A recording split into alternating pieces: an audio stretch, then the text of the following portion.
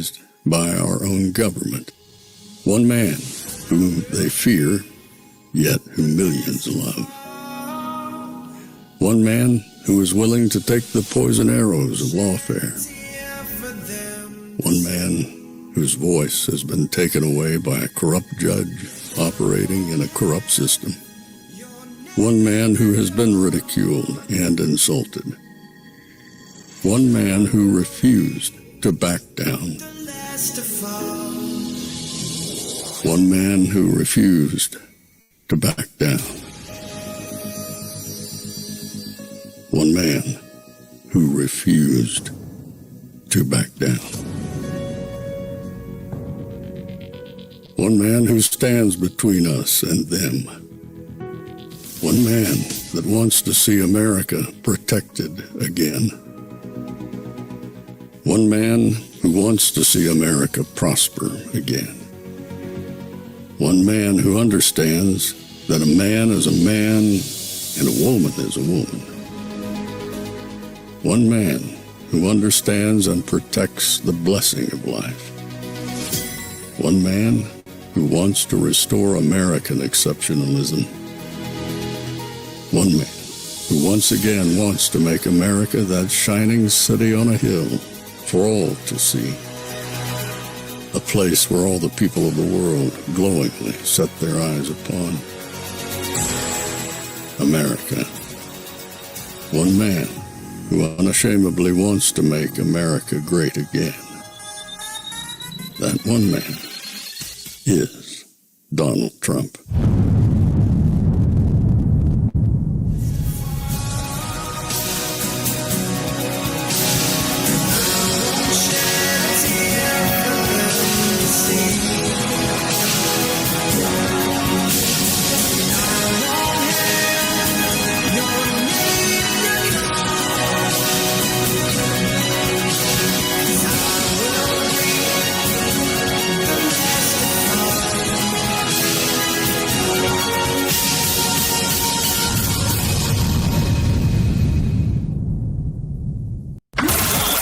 This is Fanfare with Barry Cunningham.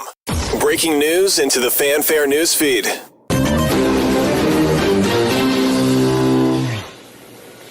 Looking live at the White House there, we're getting some breaking news at this hour coming out of the Supreme Court. The U.S. Supreme Court has handed President Trump a victory, letting him and his administration use the 1798 law that historically has been employed only in wartime to swiftly deport alleged Venezuelan gang members as part of the Republican president's hardline approach to immigration, granting that administration request to lift the Washington-based U.S. judge James Boasberg's March 15th order that had temporarily blocked the summary deportations under the Alien Enemies Act while litigation in the case continues. So the Supreme Court has weighed in. Let's start there with our panel. Let's bring in our panel. Susan Page, Washington bureau chief at USA Today, Washington Post columnist, American Enterprise Institute senior fellow Mark Thiessen, and Sabrina Singh, former Pentagon deputy press secretary. Mark, we assumed the Supreme Court was going to get active here soon on some of these cases. This seems like the first, and they're saying not only a pause to bring back that one man that they say they deported erroneously, but this is just allowing them to continue their deportation process. Yeah, this is a big victory for Trump in the new lawfare. So the old lawfare was try to destroy Donald Trump, 91 indictments, 2 impeachments, civil suits to destroy him, and all the rest of it. That all failed. He won the election and came back stronger than ever. And so the new lawfare is to try and stop him from implementing his agenda through a miasma of court cases. And this was a perfect example of it. And the Supreme Court is now allowing him to use this law. So this is a first victory in the fight against the new lawfare. Oh boy. Oh boy, oh boy, oh boy, oh boy, oh boy. This is monumental. At this point, back up the dump trucks and load them up. He's going to be able to just get rid of them at this point. The Democrats' heads must be exploding. They got to find a way around this, and there really is no way around it. There's no other court to go to. That's it. It's done. It's over. Back up the truck, load them up, load up the planes, get on board and get out of here. This is so big. And by the way, this is the second SCOTUS victory today. The first one was the guy who they say was erroneously shipped to El Salvador. And then everyone in the media was saying, oh, he's a good boy. He's from Maryland and he's just a good guy. And it was misunderstood. No. He was supposed to be deported. He was supposed to be put away. He is MS-13. And the only thing that saved his butt was because he wasn't supposed to be deported to El Salvador. But he was indeed supposed to be deported. So he's never coming back. That came down earlier. And now this one today, that came out at 6:55, basically slams the door on Judge Boasberger. Boasberger got Boas stomped. It's over. And what they're not telling you about in the media is slowly but surely, every single one of these things are getting slapped down. The Supreme Court let it wind its way through things, but now the judges have to be realizing all they're doing is creating speed bumps for the Democrats. That's it. It's the eventuality of it is it's going to be thrown out by SCOTUS. All of these little things that they're trying to hit Trump with here, and you can't fire this person, and you can't do this, and you can't... BS. Everybody knows it's BS. They're just letting them go along with their speed bumps. But it's not really a speed bump. Trump really hasn't stopped. Tom Homan, you don't see him much right now because he's working. Christy Home, they're doing it. They're just, just out of the way of the spotlights at this point. So they're actually continuing with the deportations. I haven't seen anybody get rehired yet, even though they said you got to rehire all these people. No, we're not going to do that. We're not going to do that either. So you can just keep suing because, as I've told you many, many, many times here, they've got no way to enforce anything. They can't call the U.S. Marshals because that would end up being Pam Bondi. They would have to call the Department of Justice. They can't call the FBI because either Dan Bongino or Kash Patel would tell them to go pound sand. They got nothing. I've been telling you that for quite some time. And now, finally, it's gotten to the point where Supreme Court, get this crap out of here. You guys can't do this. You've got no say here. So overall, it was a really, really good day for Trump. And he's stacking them up over and over on top of each other. And by the way, the sky didn't fall in today. You know how Jim Cramer and other people were like, oh my God, the stock market, it's going to be one of the worst days in history. Everything's going to fall out of the sky. It didn't happen. In fact, the NASDAQ closed into green. It wasn't even in the red. Oh my gosh, what's happening? Well, it's because 70 countries have now said, we need to talk to Trump. Let's figure out, can we work this out, bro? Somehow. We don't need to talk to none of these Democrats and some of these Republicans. There's a bill that they're trying to work on. Let me just tell you how inept our government is.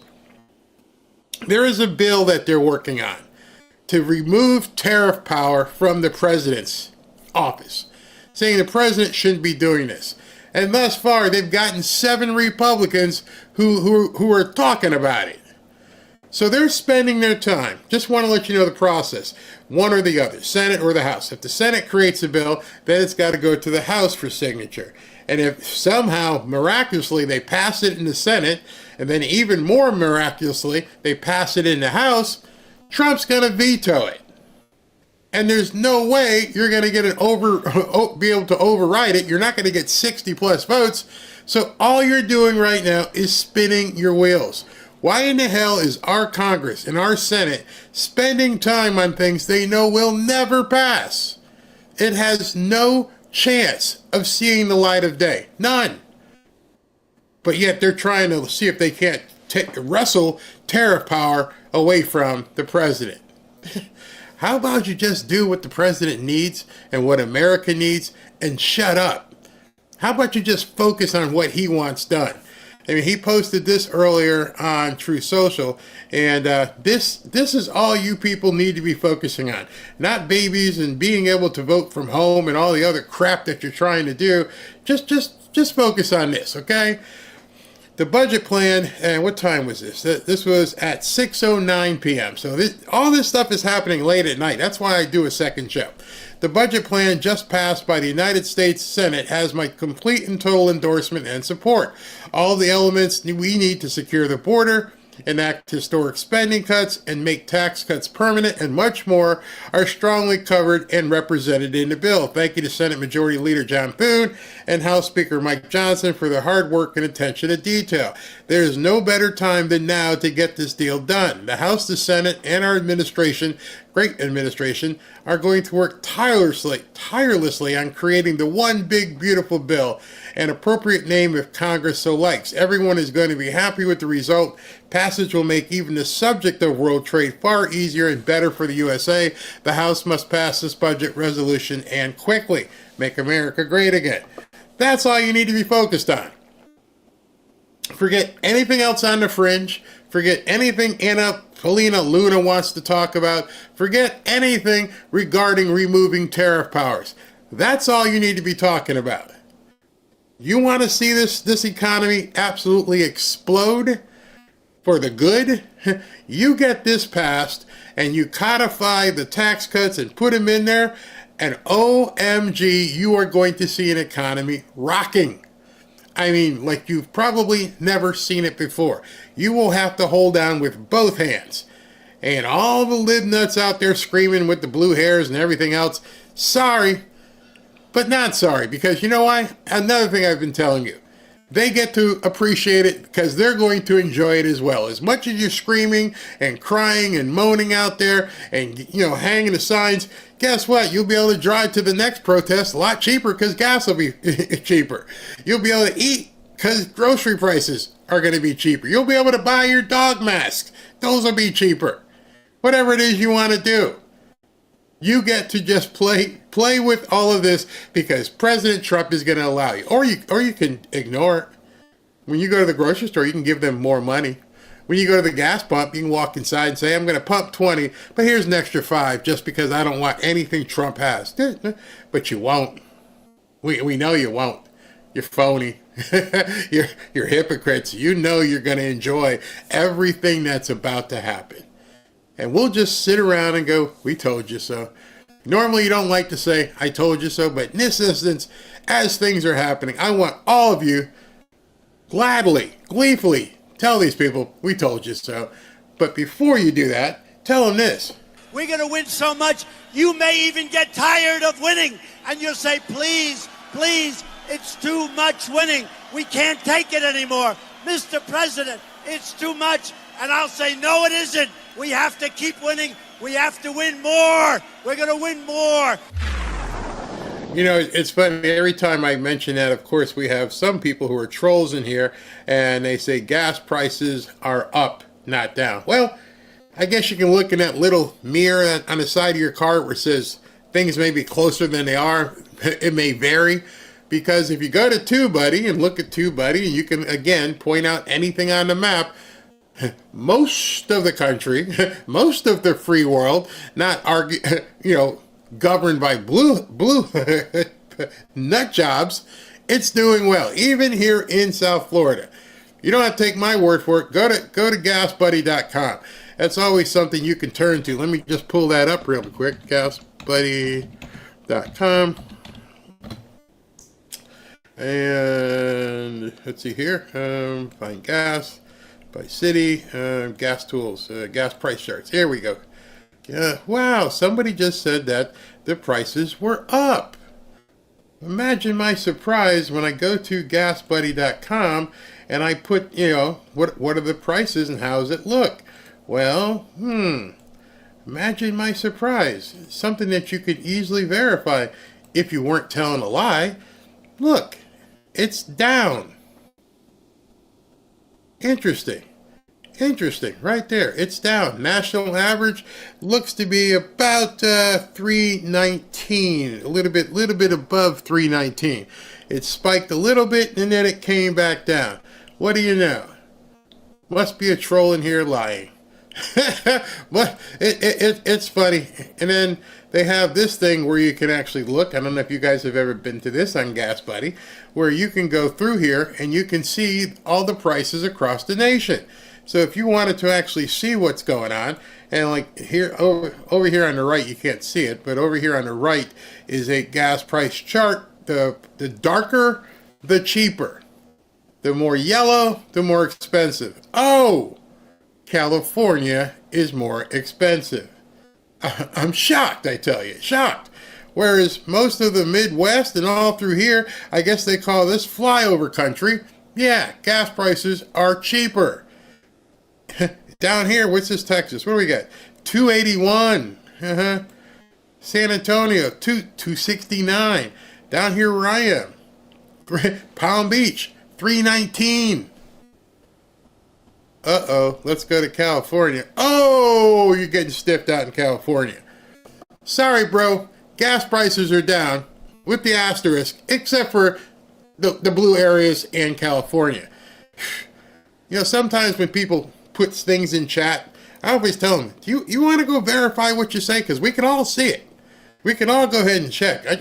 I can just tell you, some prices are down, some it just depends on what area you live in, your state, but just give it a try. They're all going to come down. Yeah, you have to wonder why they're still up. What's causing them in your area to still be up? I mean, when you look at that chart, it's pretty simple.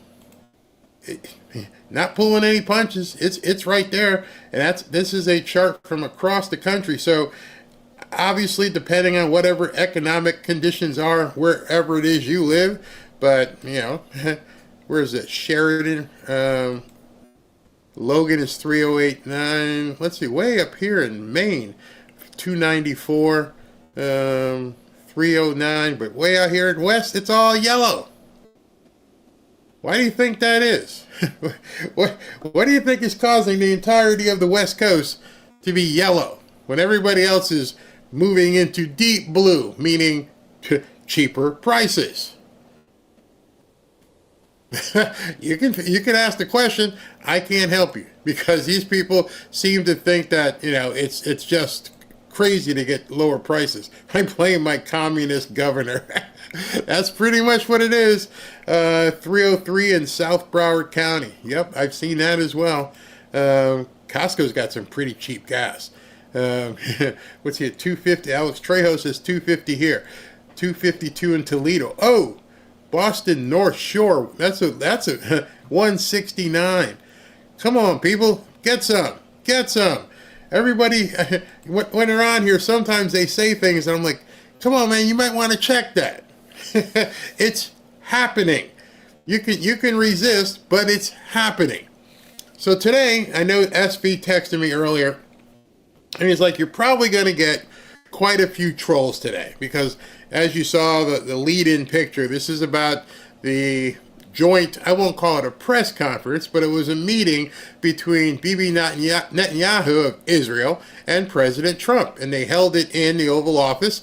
Mark Rubio and a couple of the other cabinet members were there. They called off the full press conference for whatever reason, but they decided they were going to, do some things in the Oval Office and then let some press come in, and then they released the video at that time. Some of you guys may have seen it. When I searched for it, one of the problems I had is like, why does this sound like crap? Why don't these people know how to do any audio? I mean, why don't you have like one central microphone that feeds to all the news services? So I went in and I did as much enhancing as I possibly can to make this sound much better. So without further ado, because I don't want to keep you guys here all night, but I want to play this for you so you guys can see it. I don't really like interrupting when President Trump is speaking. So if you've seen this, fine, I understand. If you haven't seen it, it's a pretty good interview. There's some really good sound bites in here, and I want you guys all to take a listen. So without further ado, this is Trump and Bebe. Have you been watching the markets today?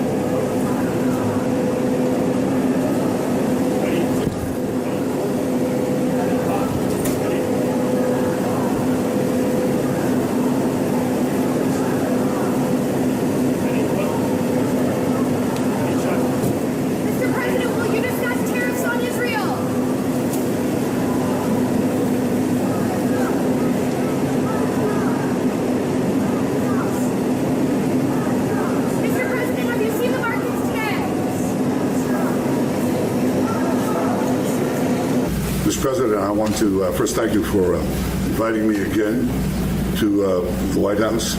You've been a remarkable friend of the State of Israel. You stand by us. You're standing with us. You are a great, great champion of our alliance. And you actually do the things that you say you do. And I think that people respect that enormously. I certainly do, and the people of Israel do. And I think the Jewish people do as well. We just saw your representative in the Department of Justice fighting anti-Semitism, standing up for Israel in international forums. I just want you to know from the heart, it's deeply, deeply appreciated.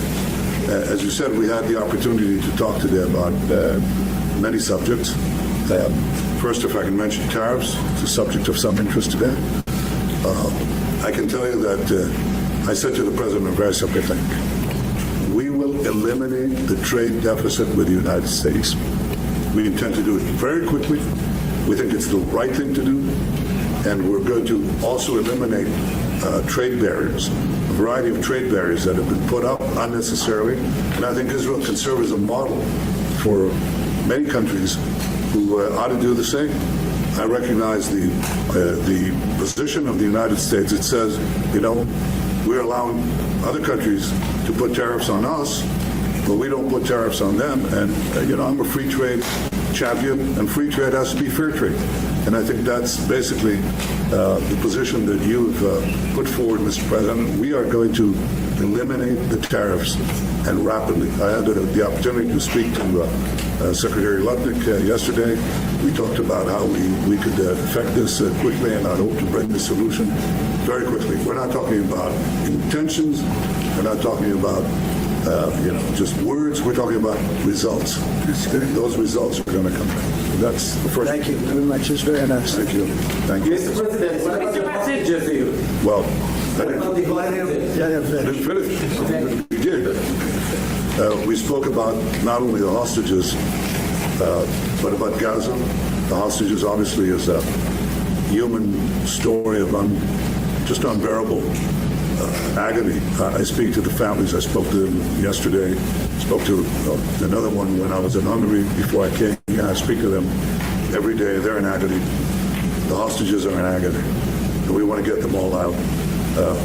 Steve Witkoff, who's President Trump's very able representative, helped us get a deal that got 25. We're working now on another deal that we hope will succeed. And we're committed to getting all the hostages out, but also eliminating the evil tyranny of Hamas in Gaza and enabling the people of Gaza to freely make a choice to go wherever they want. I mean, they should have that choice. And the president put forward a vision, a bold vision, which we discussed as well, including the countries that might be amenable and are amenable to accepting Palestinians of their free choice if they choose to go there. And I think that's the second thing that we discussed. But the hostages came right on top. We also discussed the situation in Syria. We've had neighboring relations with Turkey that have deteriorated, and we don't want to see Syria being used by anyone, including Turkey, as a base for attack in Israel. Turkey is a country that has a great relationship with the United States. The president has a relationship with the leader of Turkey. We discussed how we can avoid this conflict in a variety of ways, and I think we can't have a better interlocutor than the President of the United States with his presence. And of course, we also discussed Iran. Look, we're both united in the goal that Iran does not ever get nuclear weapons. If it can be done diplomatically in a full way the way it was done in Libya, I think that would be a good thing.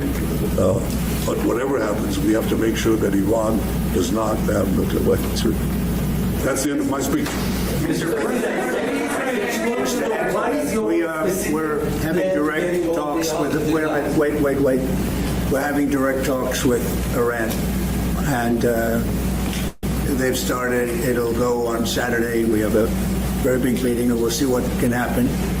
And I think everybody agrees that doing a deal would be preferable to doing the obvious.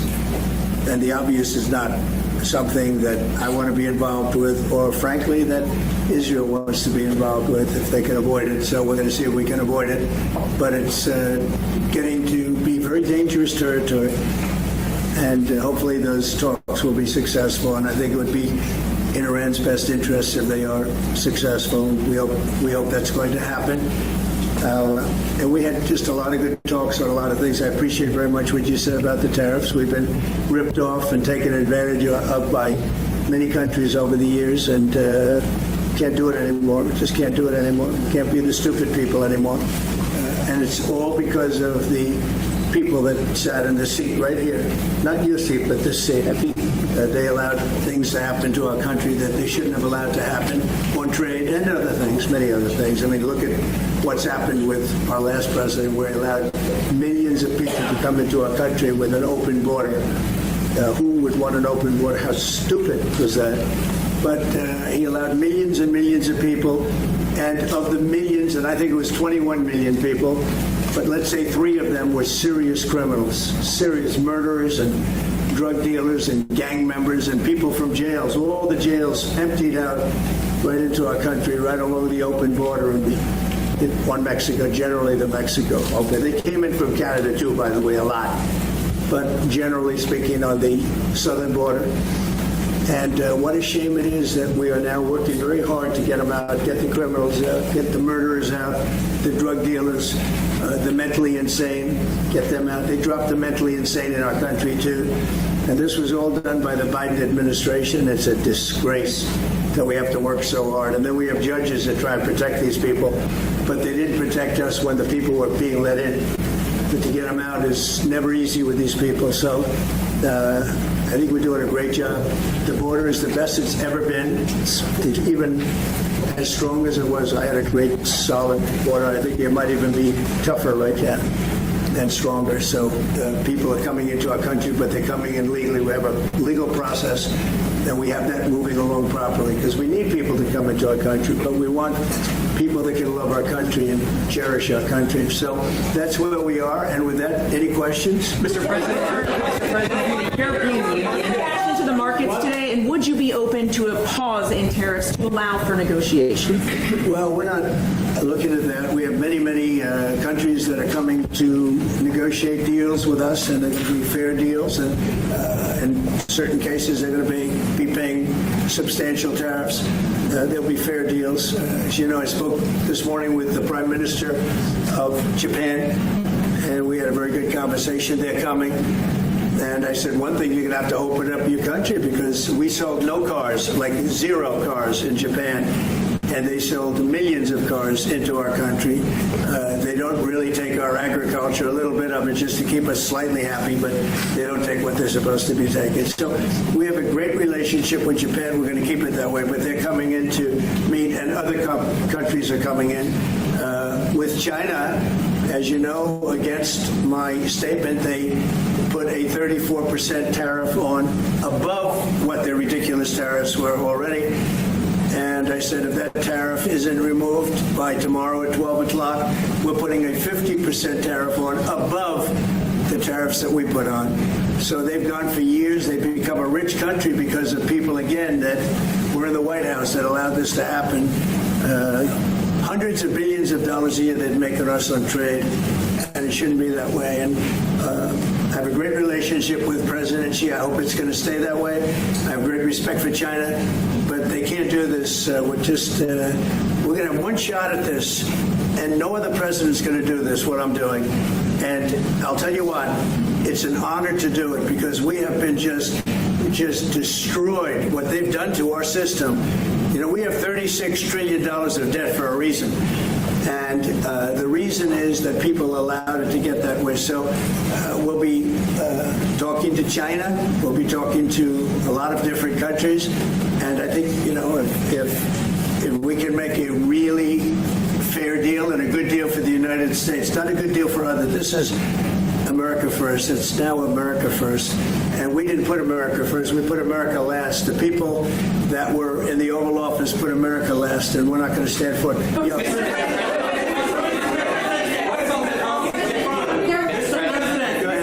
Represent the U.S. in the talks with Iran.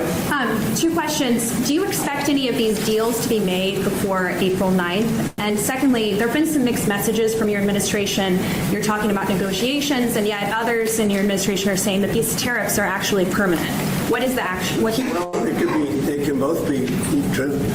They can be permanent tariffs, and there can also be negotiations, because there are things that we need beyond tariffs. We need open borders. You know, we almost had a deal with China where we're going to open up China. It was almost done. Some of you remember it during my first term, and it was very disappointing. We ended up making a great deal. $50 billion worth of product was sold. $50 billion. You'd like that in Israel.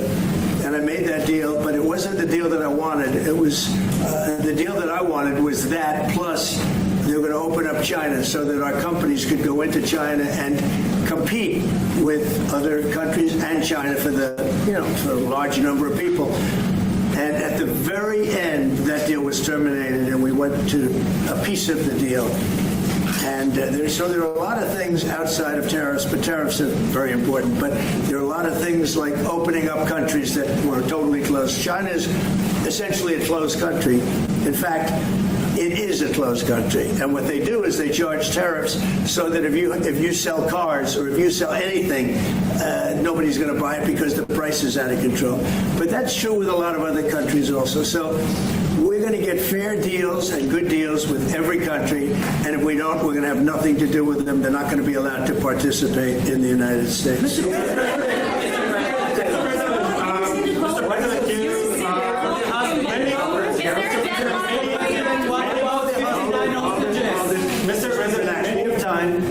This gentleman is all day long. Mr. President, thank you for the chance. Many of Palestinian Americans who voted for you and not for Biden because you've promised them to end the war in Gaza. Very honored by that vote, too. The war is still going on and there's no hostage deal. Do you have any update on that? Well, I'd like to see the war stop, and I think the war will stop at some point that won't be in the too distant future. Right now we have a problem with hostages. We're trying to get the hostages out. We got quite a few of them out, but it's a long process. It shouldn't be that long. We have a big problem that we've done. I think I'll ask Pete to maybe talk about it for a second, because a lot of people are asking the Houthis. We've been very tough and very successful militarily. We've really damaged them badly. These were people shooting down ships and other things, by the way, flying objects like airplanes. And we've put a major hurt on the Houthis, which nobody's been able to do. We've really hit them hard, and they know it, and they don't know what to do. And it's every night, night after night. And we've gotten many of their leaders and their experts. They're experts on missiles. I mean, they actually make missiles. Nobody thought that, but they make missiles. They're highly sophisticated, and they're very tough, but they've been very badly damaged. Nobody else was able to do that but us. Pete, you want to discuss that, please? Yes, sir. Well, it's been a bad 3 weeks for the Houthis, and it's about to get worse. It's been a devastating campaign, whether it's underground facilities, weapons manufacturing, bunkers, troops in the open, air defense assets. We are not going to relent. And it's only to get more unrelenting until the Houthis declare they will stop shooting at our ships. And we've been very clear with the Iranians as well. They should not continue to provide support to the Houthis, and that message has been made very clear. So we have a lot more options and a lot more pressure to apply, and we know, because we see the reports, how devastating this campaign has been in them, and we will not relent.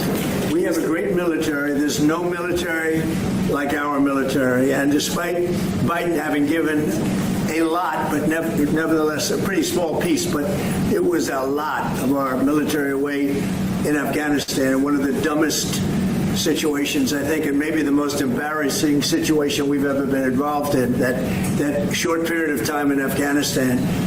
What a disgrace that was, but left a lot of our military behind. Left. You see them in their annual parades where they're parading trucks that are armor-plated and different things that they can't. But it's many billions of dollars we left behind.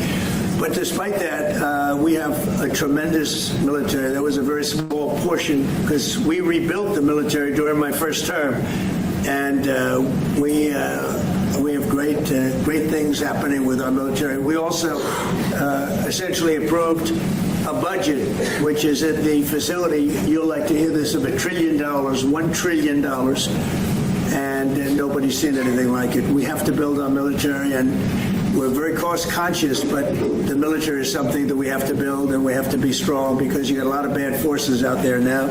So we're going to be approving a budget, and I'm proud to say, actually, the biggest one we've ever done for the military.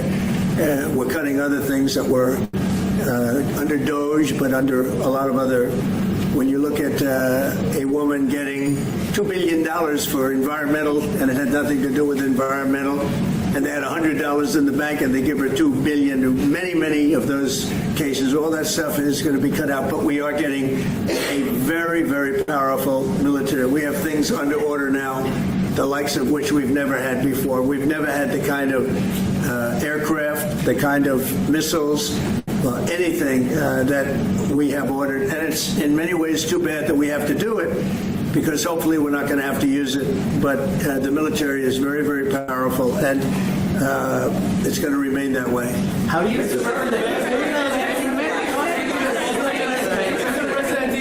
Yes, please. Thank you, Mr. President. I want to ask you about Iran, because this is the first time we hear that the U.S. is having a direct contact with the Iranians.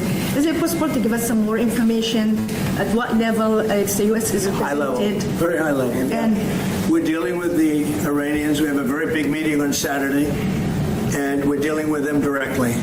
You know, a lot of people say, oh, maybe you're going through surrogates, or you're not dealing directly, you're dealing through other countries. No, we're dealing with them directly, and maybe a deal is going to be made. That'll be great. It'll be really great for Iran, I can tell you that. But hopefully, we're not going to have to get into that. We are meeting very importantly on Saturday at almost the highest level. And we'll see how it works out. Please. How do you ensure, Mr. President, that these tariffs don't drive U.S. trading partners into the hands of the Chinese? I'm not worried about it. I'm not worried about it. If they want to be in the hands of the U.S., they don't want to be in the hands of the Chinese. And the Chinese have turned out to be really not very good at that. People that are with us, they're with us. But we cannot be taken advantage of any longer. I used to watch these deals for years. I've been talking about it for years. You know, I've been talking about it for 35 years, how our country is being ripped off. I mean, 30 years ago it was Japan, then it was something else, then it was another group, then it was China. China's doing the best job of it, frankly. And it's just not going to happen. Not going to happen.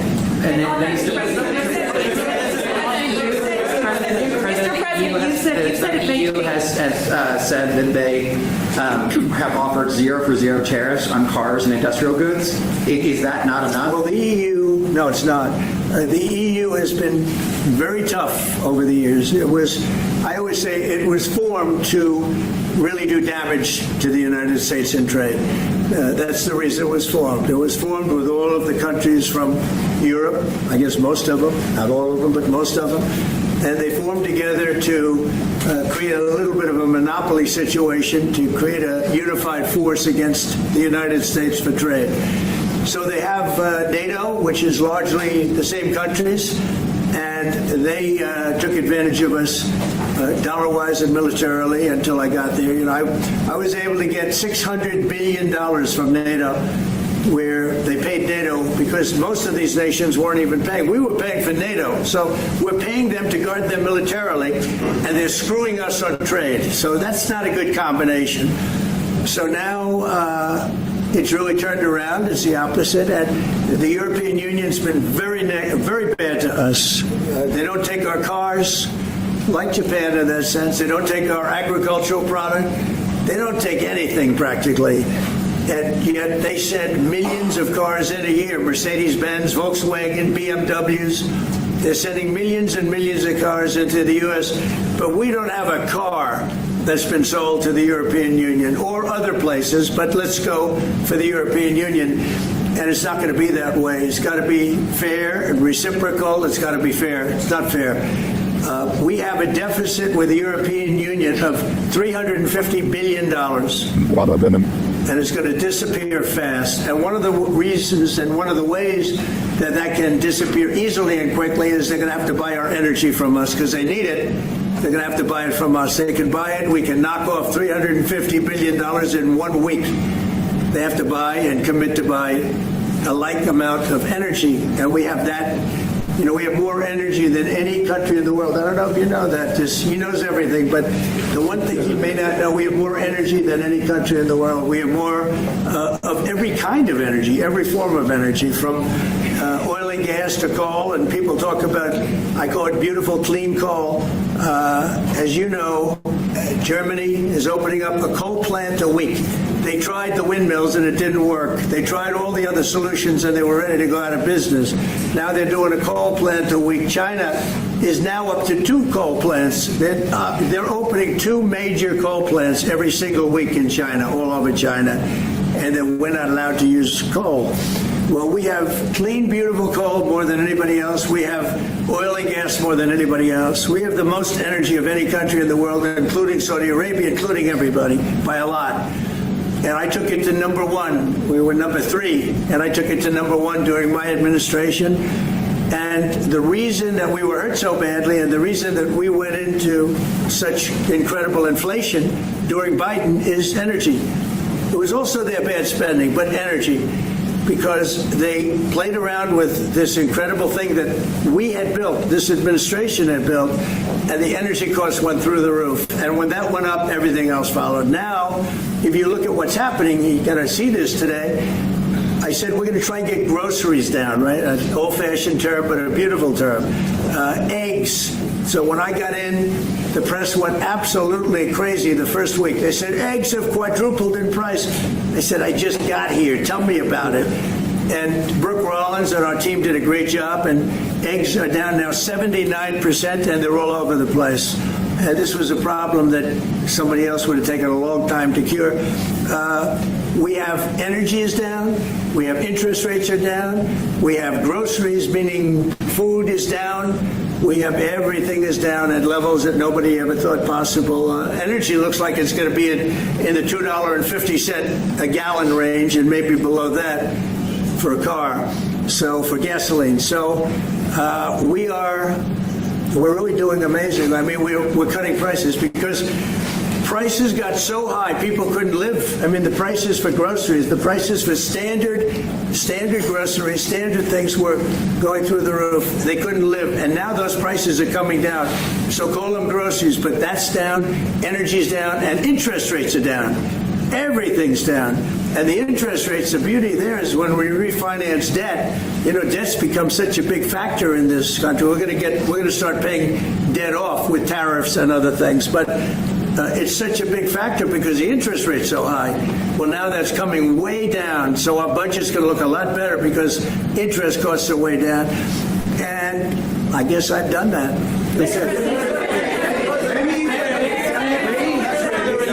Many Israelis are watching you now on that show. What is your specific way to get the hostages out from the horrific captivity? We are trying very hard to get the hostages out. We're looking at another ceasefire. We'll see what happens. But we want to get the hostages out. The Israeli people want the hostages out more than anything. They want the hostages out. This man is working very hard with us to do that. I mean, I don't know. I hope he's being appreciated because he's been a great leader. He's working very, very hard on the hostages and many other things. And there are plenty of things you have to work on. It's a tough place in the world. I have a good partner. Yeah, you do have a good partner, and so do we. We're working very hard on the hostages. If you're going to negotiate a new deal with Iran, can you elaborate how it's going to be more effective than the JCPOA? Well, I can't really say that, but I think it'll be different and maybe a lot stronger. But they were so happy when we made that first deal because we did get a lot out. I had people right in this office, this beautiful Oval Office. They came in, 10 people, hostages, you know that. And I said to them, so how was it? And the stories they told me, I mean, as an example, I said to them, was there any sign of love? You were there, 10 people. It's only 10, but it's pretty representative. Did the Hamas show any signs of, help or liking you? Did they wink at you? Did they give you a piece of bread extra? Did they give you a meal on the side, like, you think of doing, like what happened in Germany, what happened elsewhere. People would try and help people that were in unbelievable distress. They said no. I said, all of them. I said, did they ever wink at you like, you'll be okay? You're going to be okay? No, they didn't do that. They'd slap us. The hatred is unbelievable. And the lives, they lived in a pipe, not really a tunnel, it was a pipe. And they always thought they were suffocating, they were going to suffocate. And then they'd open up the pipe and it was like 3.5 feet high. This isn't, we hear tunnels is bad, but pipes are worse. And the stories I heard were incredible. But I just said, was there any sign of potential love or affection? And there were none whatsoever. It was amazing to me. There was nothing like, here, take this, it's a little extra meal or something. They lived like hell. I don't know. They were amazing to me because they seemed to be pretty normal. They weren't scarred. But I guarantee underneath they have to be scarred. And one was there for 356 days. Another was there for about 180 days. A long time. These are people that have been really, really horribly treated. I've never seen anything like it, actually. I was very surprised to hear the answer. Thank you, Mr. President. Are there 2 or 3 countries that on your list that you feel are farther along in getting their tariffs lowered? I think there are many that want to get rid of tariffs right now. The European Union, as badly as they've treated us, they brought their car tariffs essentially off. I guess they brought it down to 2.5, and I hear maybe to nothing. But it's not only tariffs, it's non-monetary tariffs. It's tariffs where they put things on that make it impossible for you to sell a car. It's not a money thing. They make it so difficult, the standards and the tests. They drop a bowling ball on the top of your car from 20 feet up in the air, and if there's a little dent, they say, no, I'm sorry, your car doesn't qualify. When the same car from Germany or anything would dent likewise, unless you can have an army tank, it's going to dent. So they come up with rules and regulations that are just designed for one reason, that you can't sell your product in those countries, and we're not going to let that happen. Those are called non-monetary barriers. They make barriers that are so tough that it's impossible to qualify. So tariffs are a big part of it, but there's another big part of it, and that's barriers. They also do something else. They manipulate their currency, and they drive it down. They want to have low currencies. It sounds better to have a high currency, a strong dollar or whatever, but they bring their currency down. And when it competes with our currency, it's very hard to sell a tractor. It's very hard to sell product because their currency is low and ours is much higher relatively. And so it makes it very hard. I speak to a lot of companies that do business, tractor companies, and they say it's so hard to sell because what they've done is they've lowered the yen or they've lowered the yuan or they've lowered their currency, so then it's very hard to compete. We don't want that either. So we have a lot of things that we're talking about, but we're going to fix it properly, and it's going to be fair to everybody. And in the end, I think we're going to have a world that does a lot better, but they have to respect the United States. And nobody but me would do this. Nobody but me would do this. It would be nice to serve, a nice, easy term. But we have an opportunity to change the fabric of our country. We have an opportunity to reset the table on trade. We lose billions of dollars. We lose close to $2 trillion a year on trade. We lose $1 trillion a year to China. $1 trillion. We lose hundreds of billions of dollars a year on trade to China. We lose hundreds of billions of dollars overall, probably close to $2 trillion. Why would we do that? Number one, why would we do that? And then you have to say, is it sustainable? Then you hear about all of the people that say, well, deficits. If we have a deficit with the country, or if the country has a big surplus with us, like China has a massive surplus that they take and they spend on their military. Well, we don't want that. I don't want them to take $500, $600 billion a year and spend it on their military. I don't want them spending money on their military. And I shouldn't have to spend money. We shouldn't have to spend it either. Because, hopefully, and I said this to President Xi, hopefully it's money that we're never going to use.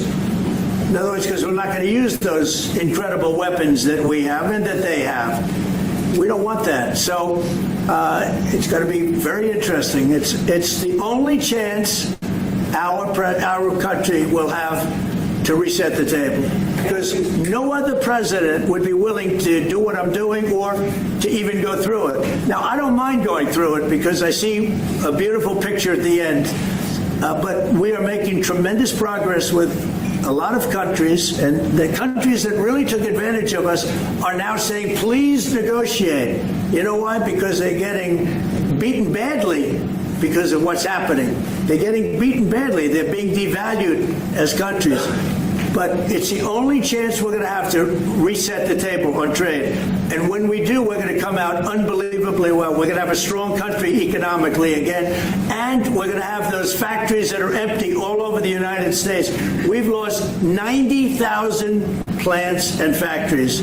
Think of this, 90,000, you wouldn't think it's possible, 90,000 plants and factories since NAFTA, which was, by the way, the worst trade deal ever developed, ever had by any country anywhere, NAFTA. And I terminated NAFTA. Everybody said it would be impossible. And I terminated it through Congress. We terminated it. You had to get it through Congress. It was a trap. It was a horrible thing, and we got it done. And we went to the USMCA, which was much better. The problem is they cheat. They cheat like crazy. Canada cheats, Mexico cheats, just one of those things. But we are resetting a table, and we're going to have great trade, and we're going to have a very strong country. Our country is going to be at a level that has maybe never been, or maybe, you know, our country was the strongest, believe it or not, from 1870 to 1913. You know why? It was all tariff-based. We had no income tax. Then in 1913, some genius came up with the idea of let's charge the people of our country, not foreign countries that are ripping off our country. And the country was never that kind of wealth. We had so much wealth, we didn't know what to do with our money. We had meetings, we had committees, and these committees worked tirelessly to study one subject. We have so much money. What are we going to do with it? Who are we going to give it to? And I hope we're going to be in that position again. Mr. President, do you plan to reduce the tariffs that your government put on Israeli goods, 70%? On Israeli goods, the 70%. Well, we're talking about a whole new trade. Maybe not. Maybe not. Don't forget, we help Israel a lot. You know, we give Israel $4 billion a year. That's a lot. Congratulations, by the way. That's pretty good. But we give Israel billions of dollars a year. Billions. It's one of the highest of, and we give a lot of countries money. You wouldn't believe if I said we give Afghanistan a lot of money, did it? Because that was a Biden deal, another Biden deal. Not only did he embarrass us with that, but they give them billions of dollars, Afghanistan, right? So, but no, we take good care of our friends, and we don't take care of our enemies. We're not taking care of our enemies anymore, but we do take care of our friends. To the Times of Israel, the IDF is fighting again in the Gaza Strip. I myself might be called up in a month. Do you think that's the way to pressure Hamas to get to a deal? And do you think blocking humanitarian aid is also an effective pressure? Well, you know how I feel about the Gaza Strip. I think it's an incredible piece of important real estate, and I think it's something that we would be involved in, but having a peace force like the United States there, controlling and owning the Gaza Strip would be a good thing. Because right now, all it is for years and years, all I hear about is killing and Hamas and problems. And if you take the people, the Palestinians, and move them around to different countries, and you have plenty of countries that will do that, and you really have a freedom zone. You call it the freedom zone, a free zone, a zone where people aren't going to be killed every day. That's a hell of a place.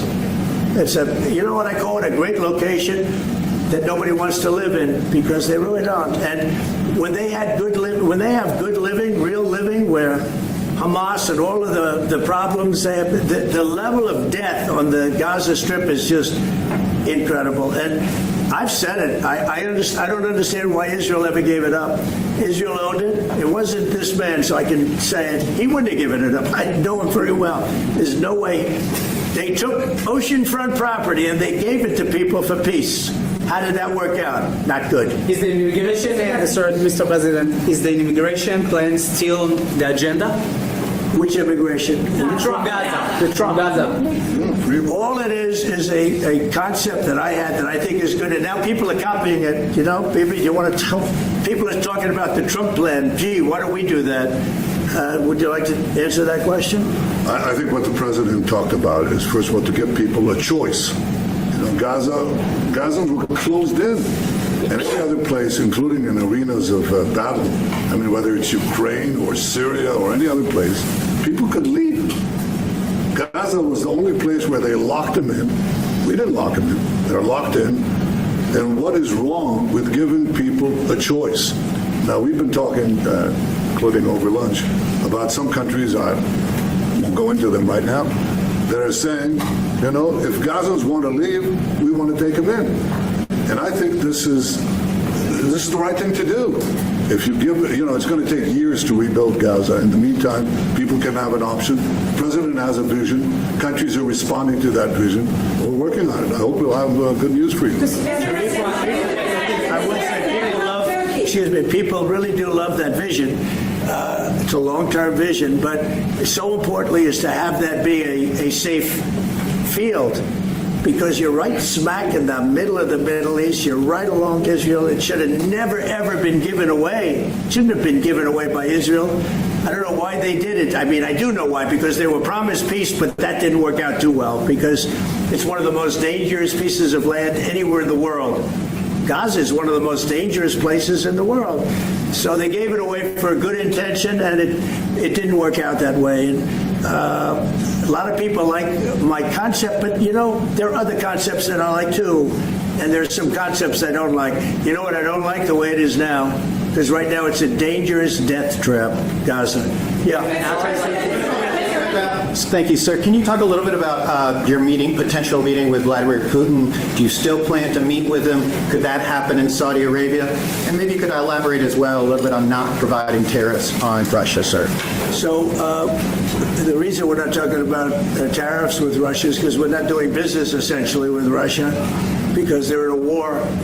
And I'm not happy about what's going on with the bombing, because they're bombing like crazy right now. They're bombing. I don't know what's happening there. That's not a good situation.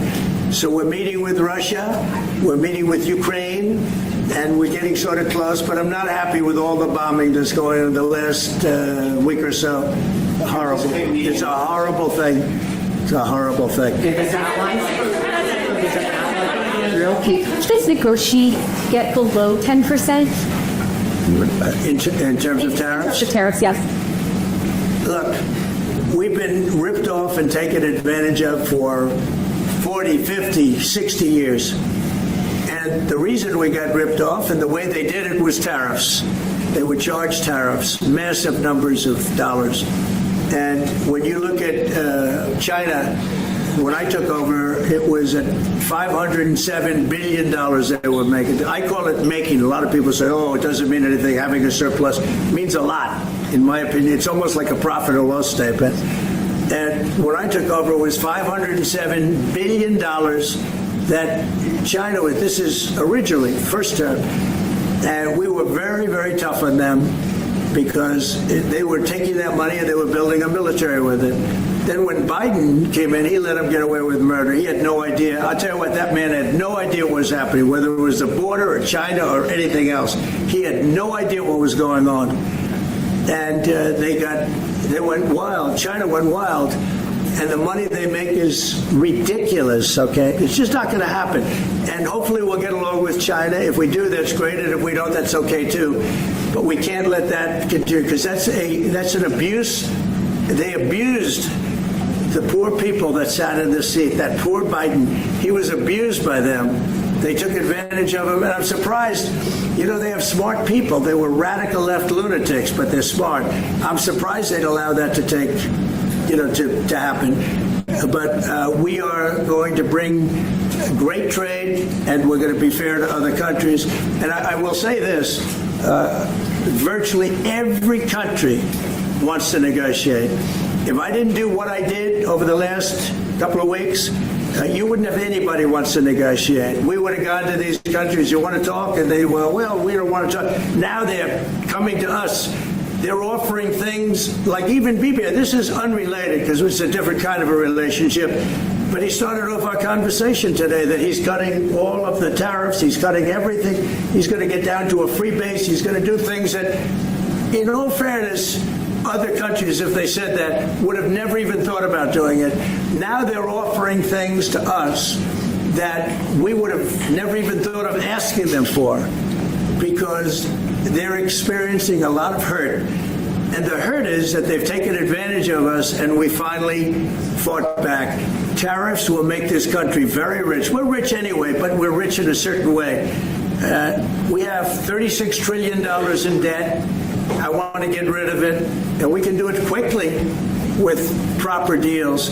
So when countries don't allow us to sell our product, but we allow them to sell their product, when they charge us massive amounts of money for the privilege of going into their country, those days are over. Okay.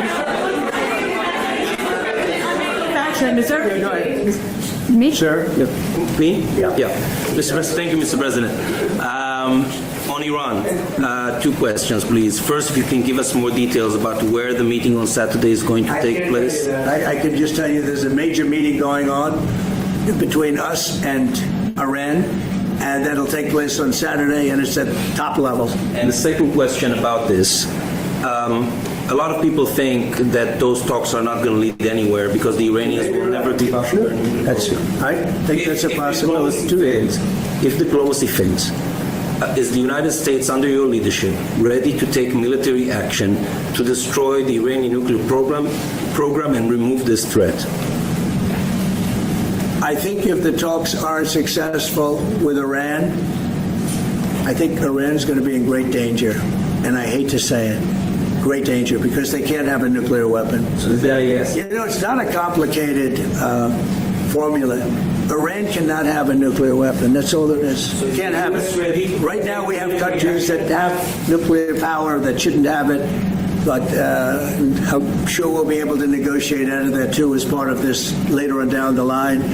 But Iran cannot have a nuclear weapon.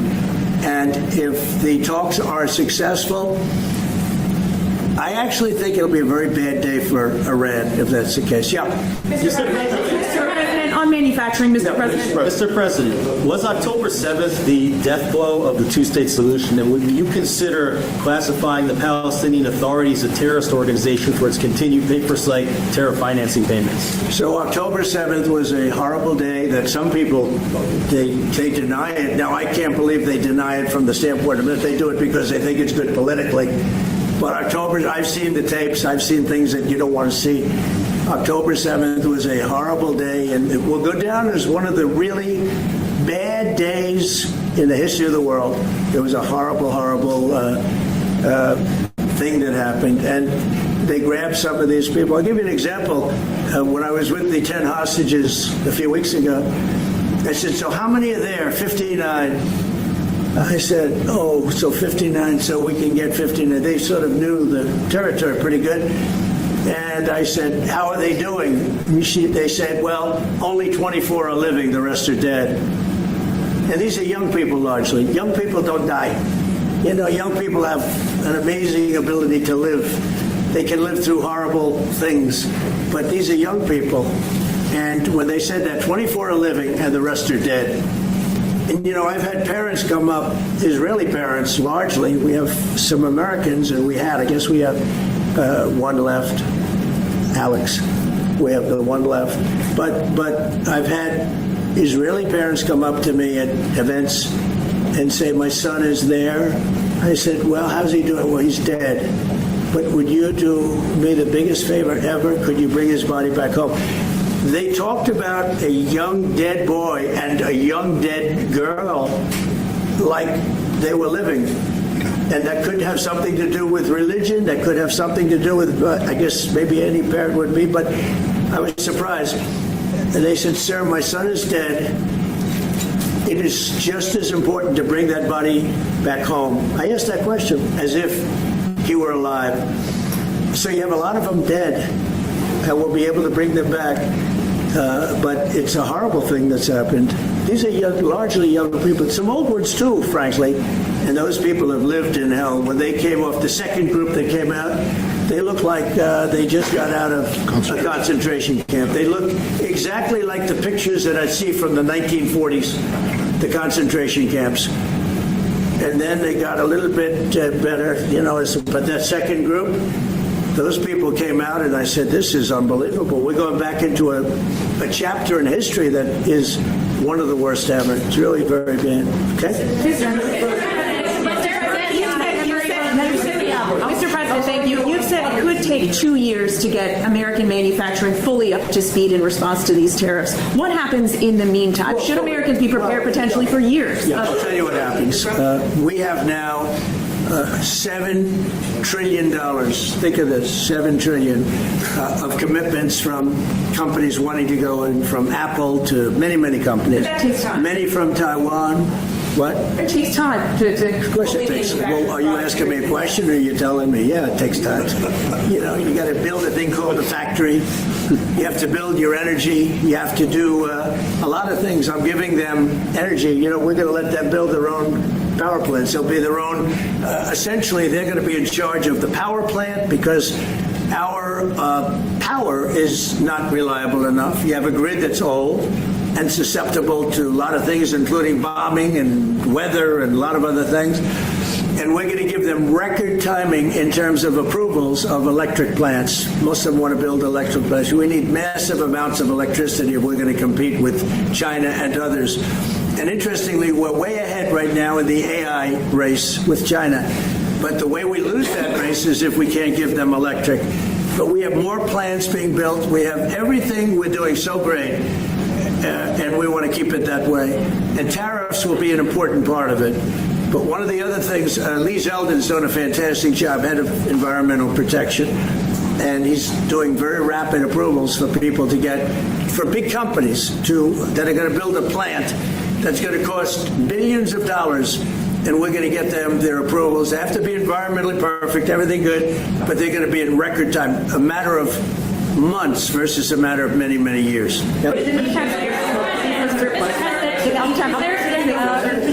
Yep. Lisa Rozovsky from Haaretz. Turkey claims it will stabilize the situation in Syria. Turkey? Yeah. Israel doesn't want Turkey to influence Syria. What do you think? Do you think Turkey's influence in Syria can actually make it a better, more peaceful country, or vice versa? Well, I have great relations with a man named Erdogan. Have you heard of him? Yeah. And I happen to like him, and he likes me, and I know the press will get very angry. He likes Erdogan, but I do, and he likes me, and we've never had a problem, and we've gone through a lot, and we've never had a problem. We've always gotten, as you remember, we got our minister back from Turkey. You remember that?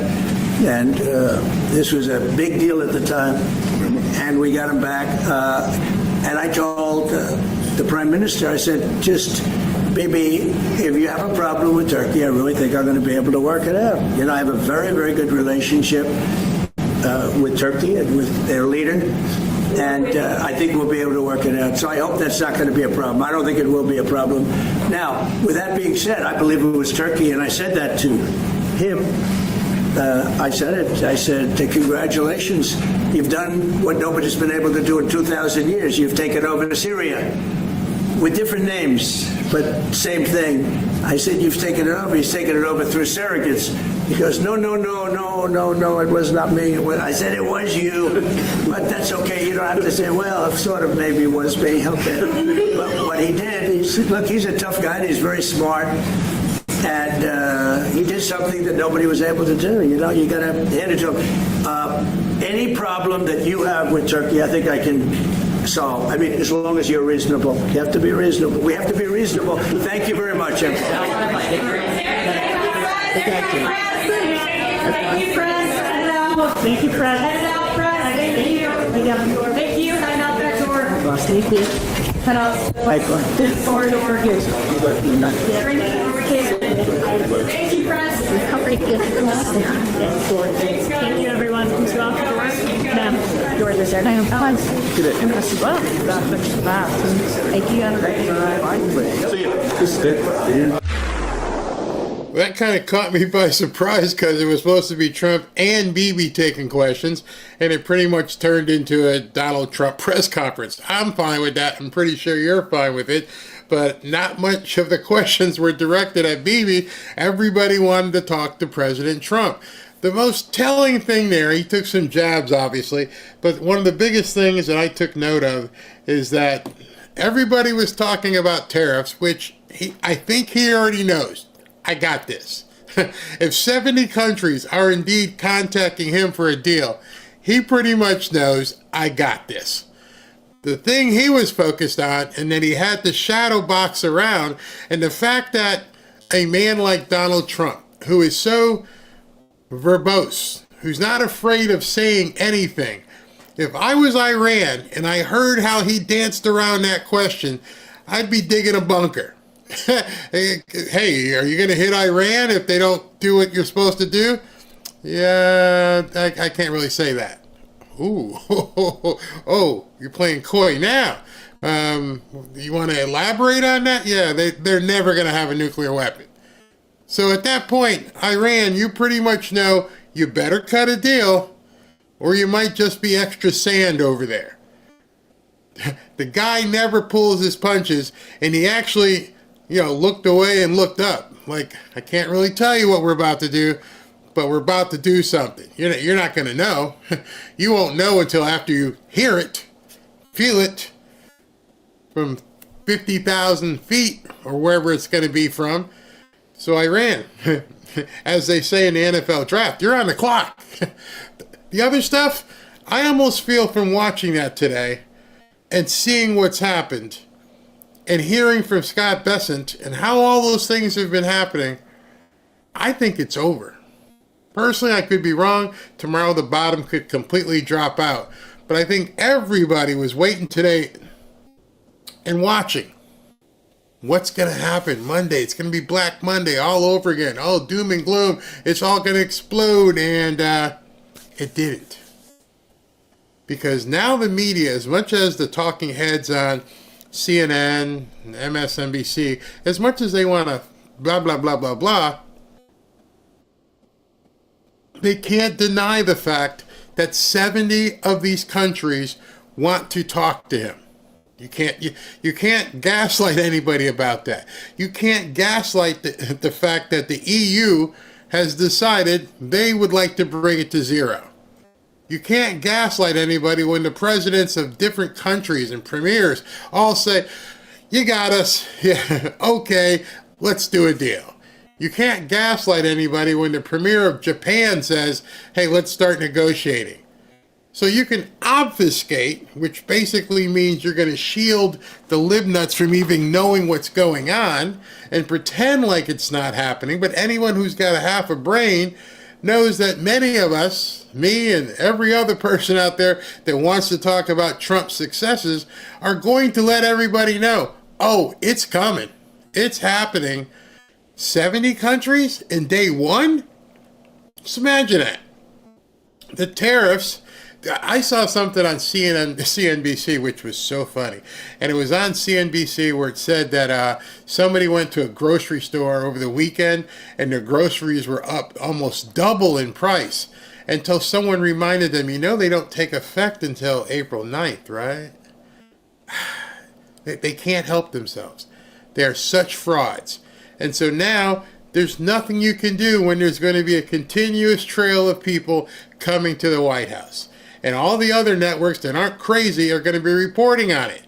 Oh, so the president of Taiwan's here. Oh, there's a bunch of people here from Vietnam. Oh, there's a bunch of people here from XYZ country. He's going to have like a runway guy here telling people where to park and where to go. You can't gaslight people over that. The only thing you can hope to do is put something over the lens so they don't hear it, they don't see it, and just pretend like it's just, it's just not happening. I was in the car today after the first show, and I was listening to CNN, and Scott Jennings, God bless him, and they're just on it going, and I love there was a question. There was a question, and I was hoping they would ask it here. The question they asked on TV, they asked Senator Joseph Kennedy, is this the Trump economy? Does he own this? And I'm thinking to myself, why are you asking Joe Kennedy? Why don't you ask Trump? You're in front of him all the time. You can ask him right there. Hey, if you own this, because there's no coming back from it. If you think he owns it because of the things he did with the tariffs, because you think things are going to be bad, then he also owns it when things turn around. You can't have it both ways. You tried that. And besides, it's been 90 days. I mean, come on, people. You act like this guy's been president for 3 years. It's been a little over 2 months and you don't know what to do with yourself. So get used to it. Obviously, that's one of the things you're going to have to do is get used to it because he's not stopping. There is no stop. So some of you guys were chatting in here saying, how did this story get out and that they were going to pause everything? And then I showed you earlier the spiking. I mean, things in the stock market absolutely spiked. I want to show you something here. I pulled up. This was very interesting, and you guys have to see this. All right. I want you to see this chart, and once you see this chart, you will realize how much of the stuff you're seeing in the stock market is complete gross manipulation. Why don't you check this out? All right, you ready? The biggest short attack in U.S. history happened last week, short selling stocks. Wall Street intentionally plunged the markets to attack Trump and the middle-class citizens of this country. Remember that. And so if you look at this, and this was from Zero Hedge, as a reminder, last week we saw the biggest shorting on record ever. Biggest short selling ever. And it didn't work. So if people were selling short this week, okay, so how do I define short selling without getting too much into a financial situation? Basically betting against Trump. That's the best way I could say. Doing everything they can to bet against Trump, to use that manipulation to push money against Trump, hoping that the stock market goes down. Well, then today, as soon as they thought he was ending it, poof, I mean, it was vertical. You seldom see a vertical inverted chart where the numbers went straight up. And then as soon as they found out that was fake news, they went straight down. Complete gross manipulation. People are shorting the market. They're doing anything they can to try and diffuse this train called Donald Trump. And it's not working. Not working whatsoever. And so I like the fact that they're resorting to everything. But at the same token, you got to wonder what's next. What will they try? Because now they've been rendered feckless. Bo Asperger is done. He might as well just go ahead and retire. So they're going to keep deporting. So there go all your votes. And if the House and Senate are going to come together and get that one big beautiful bill done, Democrats are done. Because the doubt that so many people had, I don't know if you understand this. Everybody who's seen the tariffs said, well, the tariffs could work, but you don't have the tax cuts to go along with the tariffs to make sure that people aren't having to absorb the higher prices. And so a lot of people were like, get the tax cuts done first, then do the tariffs. Well, he went the other way around. He put the tariffs in, and now he's telling Mike Johnson and John Thune, get these tax cuts done. These tax cuts get finalized, codified, put into law. Democrats are done. Lower taxes and tariffs? Oh my goodness. You don't even want to know what's going to happen to the economy. I'm just saying, put a seatbelt on and hold on, because you're going to be like someone in one of Elon's rocket ships at that point. It will be amazing. There's two parts to this. You go ahead and get these tax cuts done. We'll get the tariffs done. Get all these countries in, have them negotiate, and you get tax cuts. You don't even want to know. I'm serious. You really, really don't want to know. It would be simply awesome. Crazy awesome. All right, just to let you guys know, Patriot Addict. Folks, Trump is back in office, and it's only going to get better from here as a celebration. Patriot Addict is sending out free Trump red knives to people who voted for Trump. just scan the QR code over here to get yours. Here's the Trump knife. I've got it here in my hands as always. This is just their way of saying thank you for supporting President Trump and being a part of this moment in history. Normally, this knife would sell for in excess of $70. You can get yours for just shipping, which are $13.99 or so. As you can see, using my Vanna White style, this is a big knife, good size. It's got some serious weight to it. It's very durable, very thick, extremely sharp, so you don't want to go messing with the blade. It's got a seat belt cutter if you get stuck in your car there, and it also has a window breaker in case you get stuck in. So let me put this blade back in. This thing usually sells for $70. You can get it for $13.99. Many people right here in this chat have gotten theirs, so I don't even really have to say much because they love theirs. Let's see here. Scan the QR code to the right or visit BerryKnife.com. BerryKnife, KNIFE.com. Some people earlier were saying that the QR code wasn't connecting right. Hopefully they've got it fixed by now, but go to BerryKnife.com. You can apply your 100% off coupon and claim your Trump knife today before they're all gone. Again, that's BerryKnife.com, or scan the QR code right here and get yours for free with just the cost of shipping. That being said, let me take a second, and we're going to get into the next part of tonight's show.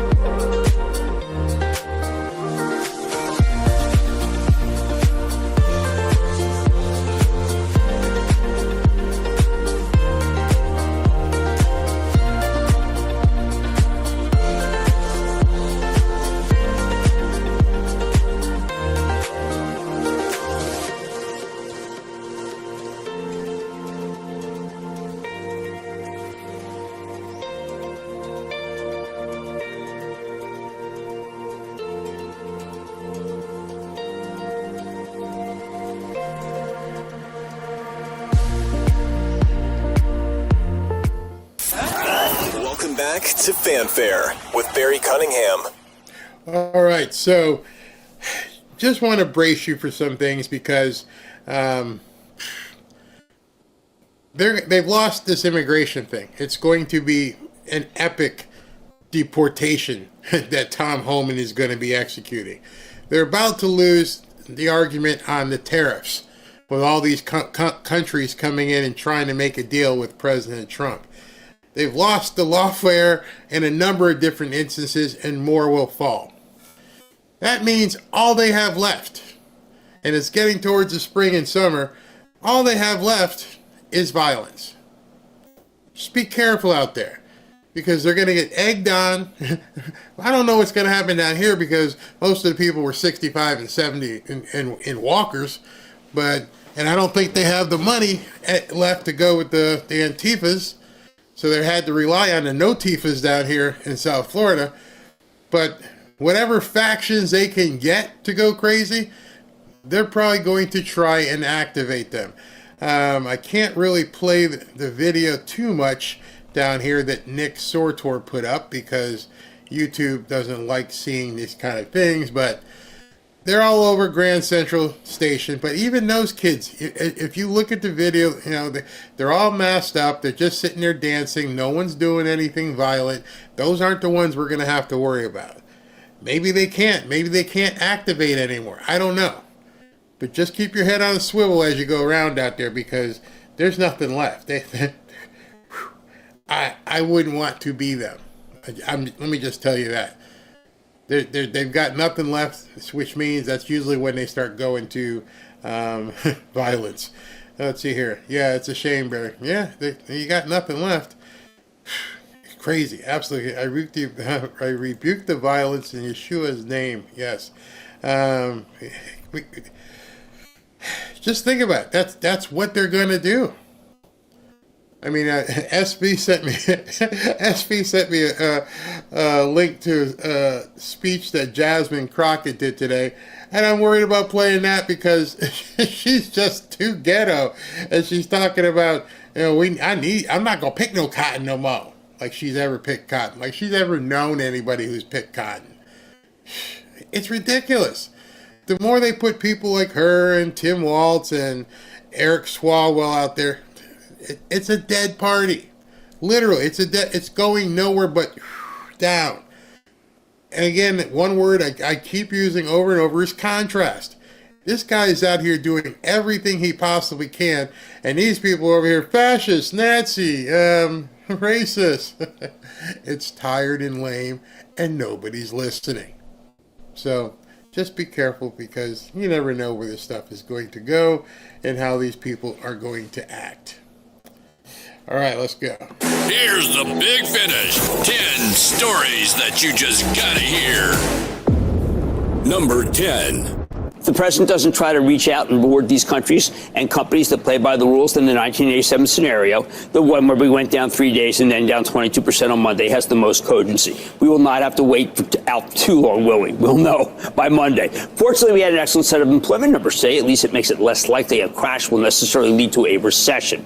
But if President Trump stays intransigent and does nothing to ameliorate the damage that I saw these last 2 days, I'm not going to be constructive here. I will contain my anger, but only because I lived through 87, and in the end, I came out okay. I was in cash for the crash. I know what this feels like. Oh, and if Europe moves against our fabulous tech companies next week, then I will be furious. That I promise you, because it should not happen. Can you imagine that this guy still has a job on CNBC? When you take up all the things that he has done in terms of what he always comes out against, he's become a walking, talking financial meme at this point. People go, oh, he reminds me of that guy, which movie was it? Bronx Tale. And the ugly guy, when you're getting ready to roll the dice and like, don't look away. Don't jinx me. That's who Jim Cramer is. That's who he is. He's the guy, you wait till he says something and then do just the opposite. Because usually the opposite of what he says actually happens. And people were posting it ever since he said that. Oh, looks like things are going to be okay because Jim Cramer came out and said, hey, it's going to be awful. And sure enough, the media got caught flat-footed again. They were all ready. Their fangs were sharpened. They thought this was going to be it. And nothing happened. Number 9. I think we're seeing something really remarkable right now, which is the only thing I'm seeing that's remarkable is how you get your hair to stand straight up, like an eraser head, like Jimmy and Gruel from the Minions. Remember that guy, Jimmy, who had his hair straight up? This dude actually walks around looking like this. historical rarity, which is in Donald Trump, a wannabe dictator who makes the trains run late. Who makes tickets more expensive, who depletes your savings. I was just checking some notes. Makes tickets more expensive. I'm pretty sure he just did an executive order to do just the opposite. I'm pretty sure, in case Jimmy the tampon head didn't realize it, but last week he took on Ticketmaster and scalpers. He actually made the ticket prices go lower. Maybe if you're going to use that kind of analogy, you shouldn't follow up or be behind an executive order that addresses exactly what you just said.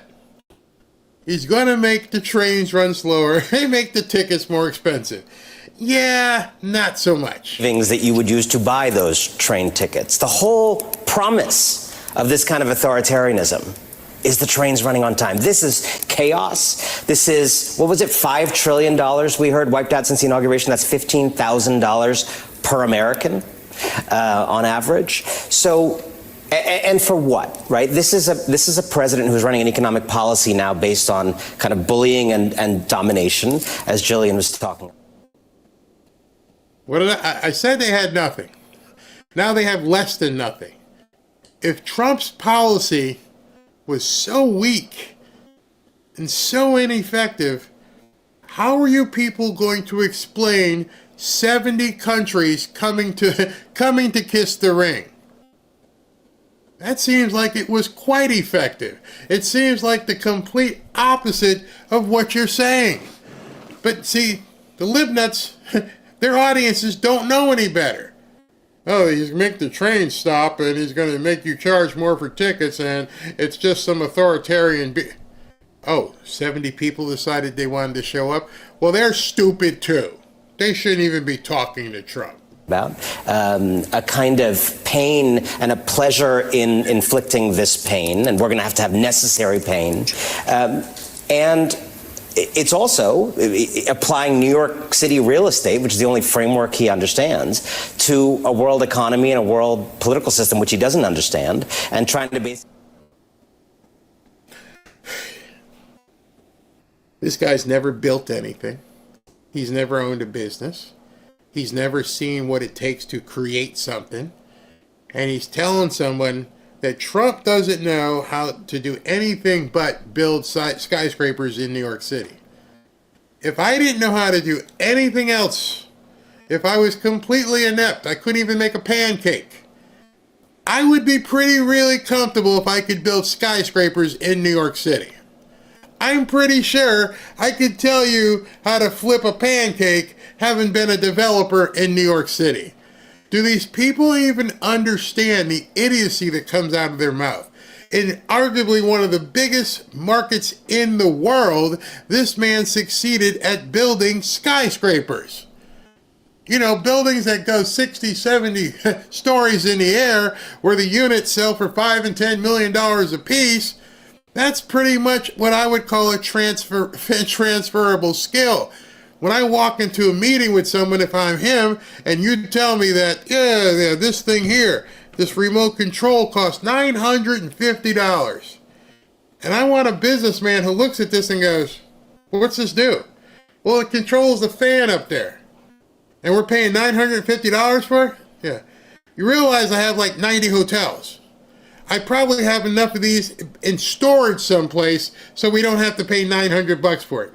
But even if I don't, let me call Larry the remote guy. He's probably going to make them for us. You know why? Because I build skyscrapers and they have fans in the rooms.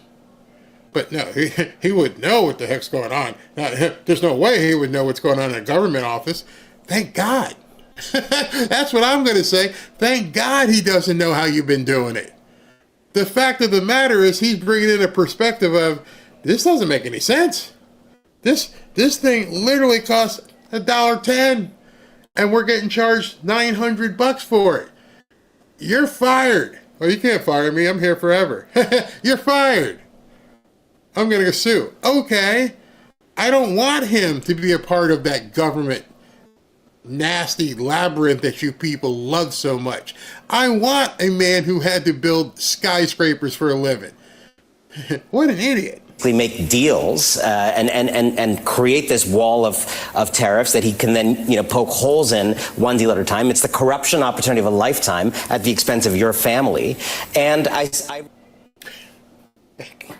You guys ask me sometimes, Barry, why do you stop so often? Because I want you to hear what he just said. It's the corruption opportunity of a lifetime. I think Wally the Nigerian ran the corruption opportunity of a lifetime. Hey, Wally, don't ever investigate any of the checks. Just send the money out when people tell you to pay something. That's the corruption opportunity of a lifetime. I think we'd all love that. Hey, listen, I can send you this fanfare invoice, and you're just going to pay it and not ask anybody anything? $1 million. They paid it. Oh my God. That's the corruption opportunity of a lifetime.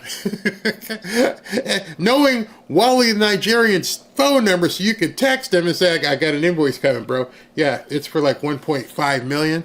And I know you're not allowed to ask me what it's for, so just pay it. These people think we're idiots. I wrote that piece in the Ink about welcome back to democracy. Randall had this point about CEOs having buyer's remorse. I want to welcome these CEOs back to the cause of democracy. They had a little lapse. They had a little lapse for the sake of tax cuts they thought they were going to get. They were willing to sell this country out, to sell out the republic, the idea of liberal democracy, support Donald Trump, who was clear who he was. If they're coming back, it illustrates that this pain is going to become shared by lots of people who liked Trump, gave him a chance, but don't like Social Security being raided, don't like their portfolios diving, don't like their companies, don't like the being tanked, don't like the uncertainty. I will say welcome home, guys. Everything he just said there isn't true. He just made it up. And that's why you have to wonder, like the MSNBC audience must have the grade level reading and comprehension of like a third grader. And I don't mean to insult third graders. Number 8. These MAGA extremists are trying to jam a reckless budget down the throat to the American people. Take away health care from the American people. Strip away veterans' benefits from the American people. So what he's saying, his sound got messed up. But he's saying literally that take food out of the mouths of babies. He's saying that the Republicans are just stealing money from because they your want Medicaid, Medicare, to pass and all that massive kind of stuff. tax breaks just for tax for breaks. their billionaire donors and The puppet only reason I masters like included Elon it, Musk. I thought it would we give you guys is some comedy because this guy's an idiot. Republican For some reason, the policy sound got corrupted. in America, My bad. and I'm it's a sorry. complete We'll wait and get and through it and total get to the next one. disaster. All right. Number 7. Hey, friends. I just passed the... This is one of the This is one of the protesters who was in Boston. This is representative of the Democrat Party. These people they're Looney Tunes. And I can't forgive me, but I had to see it, so you have to see it. Dunkin' Donuts, which is the most vague possible location I could possibly give you in Massachusetts. But besides being near a Dunkin' Donuts, which places me somewhere in Massachusetts, I mentioned I'm at the Hands Off Boston March, and it is the slowest march I have ever been in, and I could not be more happy about that because that means that the streets between the park and City Hall are entirely filled with people who are here because they're very angry. In case you didn't know, Transformer. What's going on about Trump and fascism trying to take this wonderful country with all these wonderful people, and there are great chants going on. Immigrants welcome here. Trans people are welcome here. Trans kids are welcome here. This is fucking Massachusetts, kid. Get your fucking hands off of it. All right, I'll say hi some more later if I can manage to post this. Bye. Sorry about those two expletives, and I'm sorry some people said they actually could hear the other guy, Hakeem. But this guy, I put him in here for two reasons, and I don't have the other cut. The other cut is he's making it sound like all of Boston was, behind what they were doing. I don't know if you guys know, but this time in Boston, I'm a Red Sox fan. I don't know if you can see my, there it is. There's my Red Sox hat right there. That's my Boston Red Sox hat right there. I've been a lifelong Boston Red Sox fan. Grew up in Connecticut. And Patriots Day is a day when Bostonians celebrate. They have a game in the afternoon. So at the Patriots Day game in Boston, Mayor Wu showed up. The mayor of Boston, who's just she's bat poop crazy. And she just got booed into oblivion. You see, everything you saw what that guy just did, and all the different protests you saw in Boston, it's not representative of Boston. I don't know if you've seen bands like the Mighty Mighty Bosstones, or what's the band, Dropkick Molly. I mean, there's so many, like, these bands aren't into this stuff. The Southeast, the Back Bay of Boston, this is all crazy. In fact, there are parts of Boston that were some of the most, how can I say it, sincerely racist people you'd ever want to meet. When I was growing up, I didn't see racism in the South. I saw it in the Back Bay area of Boston, South Boston. But yeah, the Dropkick Murphys, that's what I was trying to think. Dropkick Murphys. I don't know if you guys remember that band or not. I'm going way back. What was the other band that sang the song, Shipping On Up to Boston? These were Irish people, and they weren't into this stuff. I don't know how they got this woman elected, Michelle Wu, but it's not representative of Boston whatsoever. So I think Boston needs to find a way to get Elizabeth Warren out of their state and figure out what's going on in your precincts of voting, because the Boston I knew growing up, which hasn't changed much, was liberal. I will tell you, it was liberal, but it wasn't crazy. And right now, when you see people like that walk in the streets, that's kind of crazy. I mean, bat poop crazy. Number 6. I'm at the protest right now in New York City, anti-Trump, anti-fascist protest. Well, two things I got to tell you.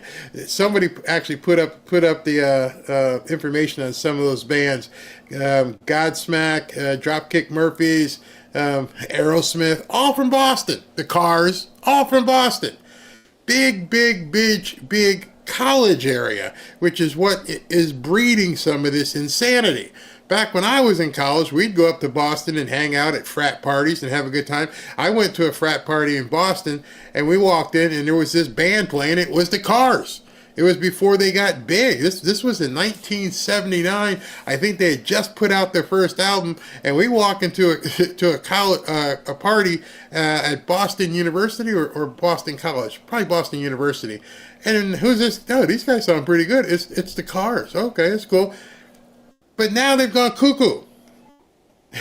Now what I want to show you is another protester. This woman is in New York. And she realized if you saw my protest video, and I showed you, hey, these are all hippies. These are all people from the 60s. Well, she's seeing what's going on up in New York, and she's trying to let everybody know, oh, we got a problem. We have a serious problem. And I have one question. Where the is Gen Z? These people are cheering, they're talking like it's just the 60s, it's just like the 60s, and they're having conversations and walking slowly. They're talking like it's the 60s. I wasn't making it up. I'm telling you. When I was doing my interview, I told you, these people were like they just came out of San Francisco following the Dead. And they were all just like, you know, and she's saying it. She's like, wait a minute, something's wrong here.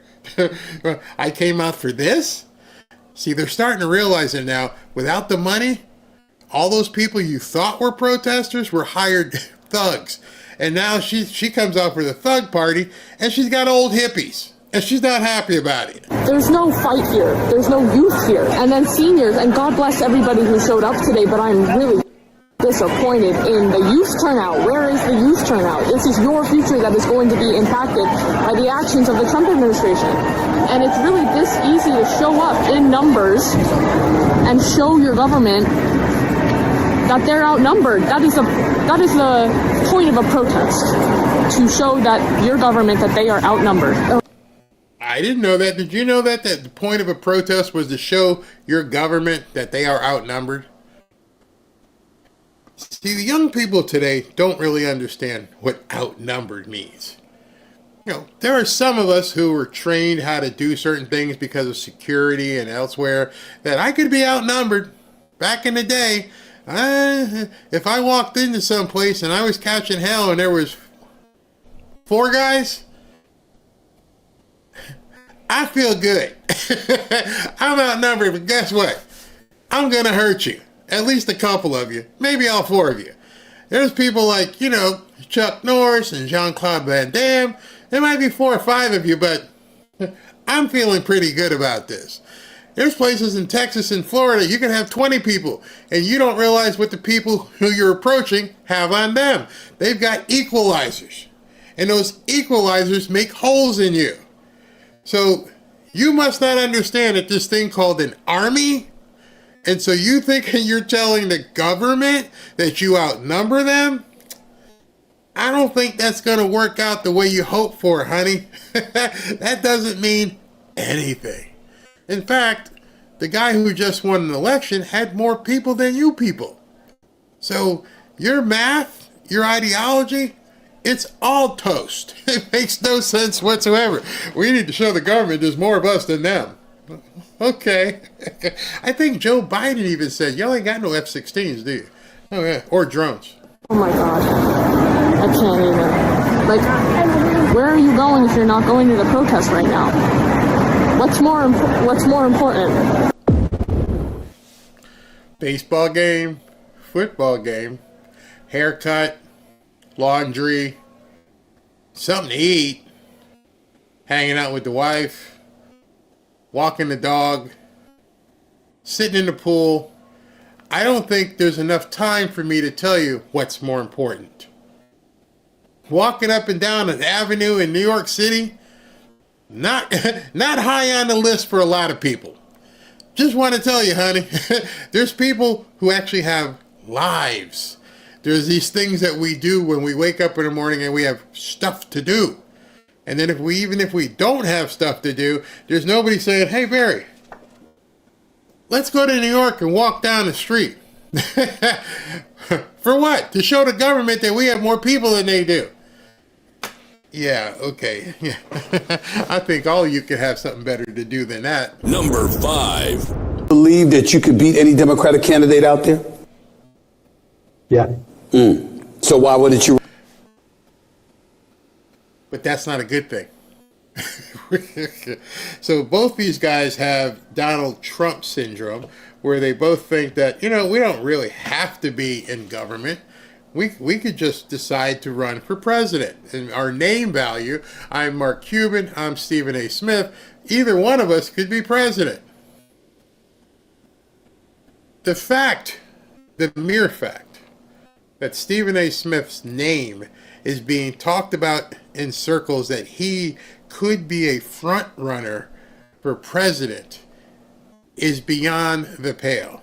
And people may say, well, Donald Trump was the guy who was on TV. Donald Trump's done something. Don't compare Donald Trump to Stephen A. Smith. Stephen A. Smith has done what I'm doing right now. He has sat in front of a microphone and a camera and acted the fool. I'm not acting. I hope I'm not acting a fool. But anyway, he hasn't built anything. He hasn't run anything. Nothing. His entire life was writing for a newspaper, and then he went on television and stole Skip Bayless's format and created his own show with it. And then screamed 3 out of the 4 hours he's on TV, which obviously has an audience. What else you done? What's the resume? That's who the Democrats want to bring out? Oh, good. At least with Mark Cuban. I mean, the guy created something, sold it for $1 gazillion, ran a basketball team, sold it. He's got some stuff that he's done. He's crazy, but he's got some sort of a resume. Not like Stephen A. Smith, but even Mark Cuban's like, I don't want it. When you have the heart, the intelligence to make a difference, and obviously deep pockets. Because I think I can really change healthcare and fix healthcare, and I'd rather be on that mission. And when I'm 95 years old and I'm on my deathbed and I'm thinking about life, I'd rather think about those minutes I spent with my kids and the time I was able to spend with them at this age, rather than running around on a campaign trail or even being in the White House. Number 4. They kicked you off the campaign trail. See how they just hopefully, people will forget things? Your resume in politics, Mark Cuban, was that you were kicked off the campaign from one of the worst campaigns ever. They said, go away. We don't want you. You aren't good enough to play on this sorry-ass team. That's your only resume entry for politics. Good luck. 4. I haven't seen anything from them, but Larry, I can tell you that there are 50, 60, maybe almost 70 countries now who have approached us. So it's going to be a busy April, May, maybe into June. And Japan is a very important military ally. They're a very important economic ally.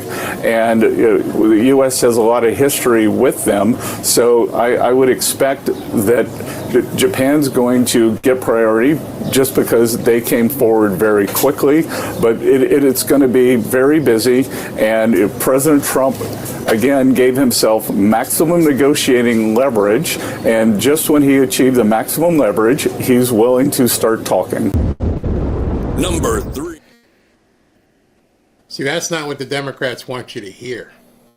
The fact that 70 or so countries as of today are going to be beating the trail to the White House to cut a deal, that's not something that they want to hear. And the other thing that's huge about this, I mean absolutely monstrous, is that they can't manipulate any of the people who are coming.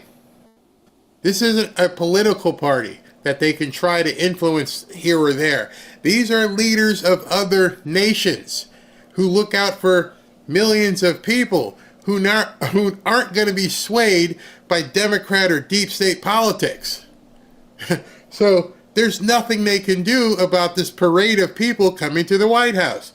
What they might be worried about is the information they may give President Trump in exchange for a deal.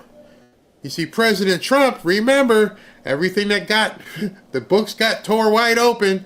They know what the deep state's been doing in these countries. Don't think for an instant President Trump says, okay, so I understand you want to go to a zero tariff basis. Sounds good. Elon, come here. What's this $300 billion you've gotten over the last 3 years from USAID? Where did this money come from? Where did it go? And who told you you could have this money? What was it used for? You see, in courts they call this kind of thing discovery, where I can begin looking at things behind the scenes and find out, okay, what's this? What's this piece of paper? Well, let's look at this. So this is going to be different. You're coming to save your country's ass and your economy and probably your position. It's worse than discovery, because now you're essentially going to have to beg me. I don't want to be in a situation where I would have to come and have to beg Donald Trump for mercy. The fact of the matter that all these countries, 70 of them plus, have decided to come to the White House and negotiate within the first 24 hours tells you and everybody else, oh crap, they're desperate. You see, all hand, as George Costanza once said on Seinfeld, is gone. You should have waited like 3 or 4 days. Maybe waited a week and said, don't pick up Trump's call. Just tell him to call back. Pretend as though you're going okay. At least give the, appearance that it's not bothering you. But for you to call and make appointments in the first day, oh, I can tell you Trump is salivating. I can't wait to see you here. And you're going to, I would give anything to be a fly on the wall. Because at that point, the discovery, per se, that President Trump and his team are going to do, they're going to tie all this stuff together. I don't think anyone's told you about that. I don't think anyone's even talking about it. Can you just imagine when you come in and I've got a dossier here, and I'm like, it says here that you got this much money from here, this much money from there, this much from there. First of all, I want it back. This is my starting offer.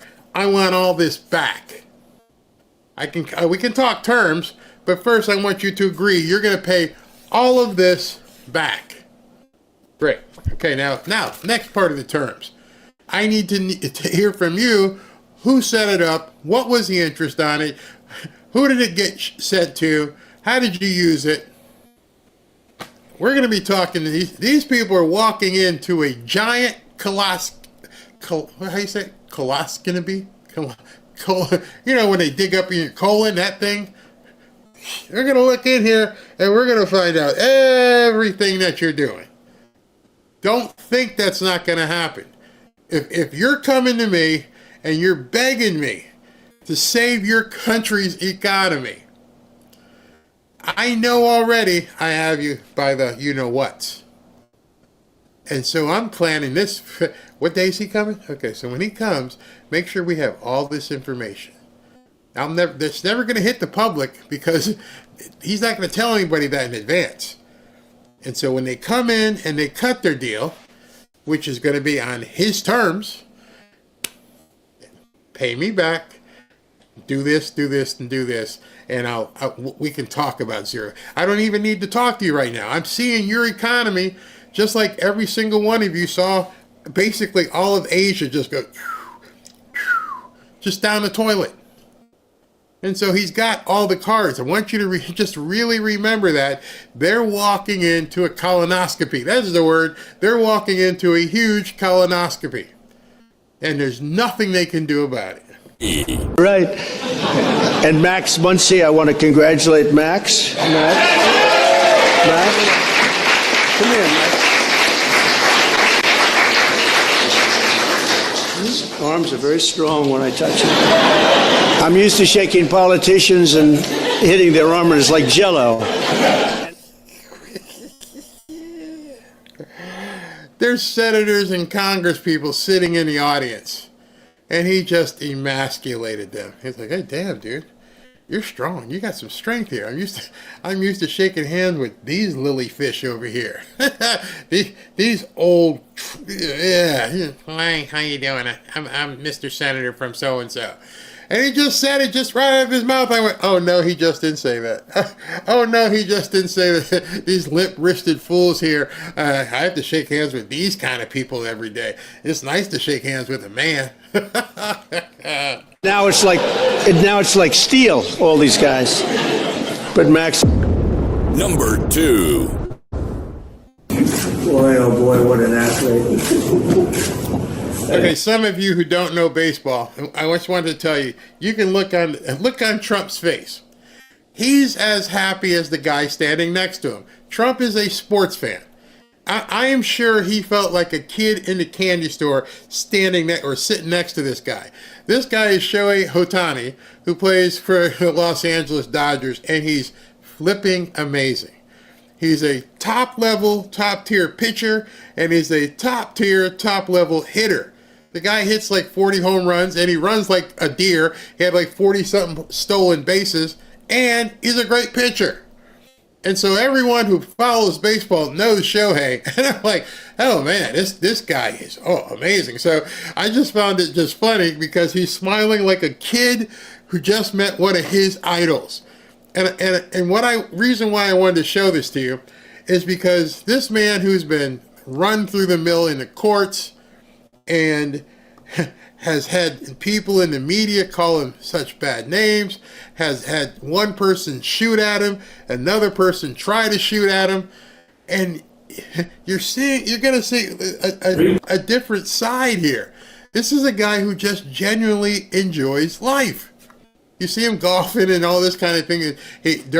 Earlier today's show, you heard him talk about George Steinbrenner, who used to own the Yankees. He and George were good friends. George was a hard ass, but nonetheless, they were friends. And he genuinely is happy to be meeting the #1 baseball player in the world right now. and I think the feeling is mutual. You know what you do? And for your family. This is so great to be with Dad. It's a great honor. You're an amazing athlete in person. Have a good time. Take a picture by the Declaration of Independence. It's good.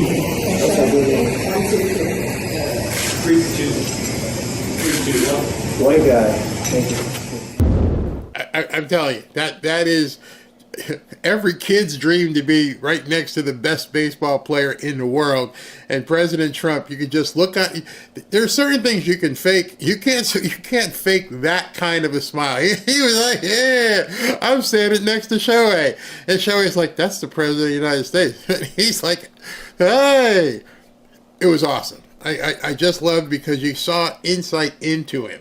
Because remember when everybody was talking all the crap about, You know, the Dodgers aren't going to go to the White House. The Philadelphia Eagles don't want to come see him.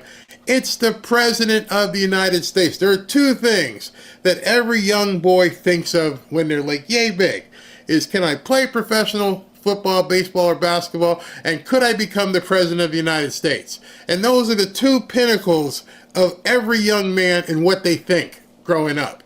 I want to be one of the best professional athletes in the world, or I want to be president. And so they basically two of those things just got solved in one 30-second picture. And notice, I don't think he trucked in the other 40 guys. He brought in Shohei, though. That was awesome. Number 1. All right, before I get to this, this is the part where like a lot of people who aren't really religious don't like me to talk about, but we're coming into the holiest time of the year. On April 17th, we've got a prayer meeting set up. We'd love to bring you guys in on Holy Thursday. If you want some inspiration, need some inspiration, want to give some inspiration, I invite you. But something's coming up. There's a new movie coming out, and Pierce Brosnan is in it. So listen to this. Will have great resonance. I think this will be celebrated. Well, are you King of the Jews? This is what you would have me do? You would truly crucify this man, your king? This will be good. This will be good to have the retelling of Jesus Christ, our Lord, our Savior. Why not? We need it. We need it. We absolutely need it. In this time, what this nation is going through, we definitely need it. And I didn't know that he was in it. I didn't know it was animated. I thought it was another one of those movies, but it's actually great for kids. It's coming out. I always told Robin, if I was going to ever be a movie person, I would love to be a narrator of, animated pictures. You can actually get into the character. You can act, embellish and be as exaggerated as you want, and nobody's ever going to see you. Just the animator who's drawing up your face or whatever. Other than that, you can be however you want to be. Do whatever you want. You're in a studio just reading lines and putting emphasis on it.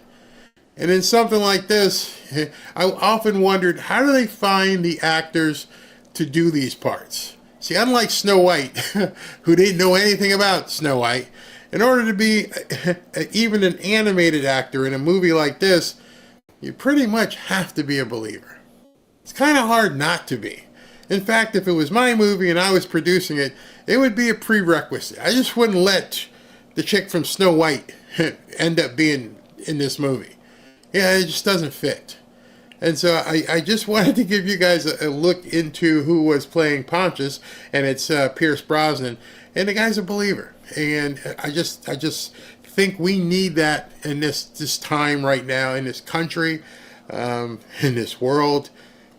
And what I just want to encourage you is, don't just be a CEO Christian. Barry, what the hell is a CEO Christian? Christmas and Easter only. There are 50 other weeks of the year that any church around the country would probably love to have you come into. And I'm not going to go further than that and continue, but just to say, it's coming up. Let it be on your mind. Probably going to be some craziness over the next couple weeks. Keep your head on a swivel. These people are ready to freak out. They don't have that in their heart.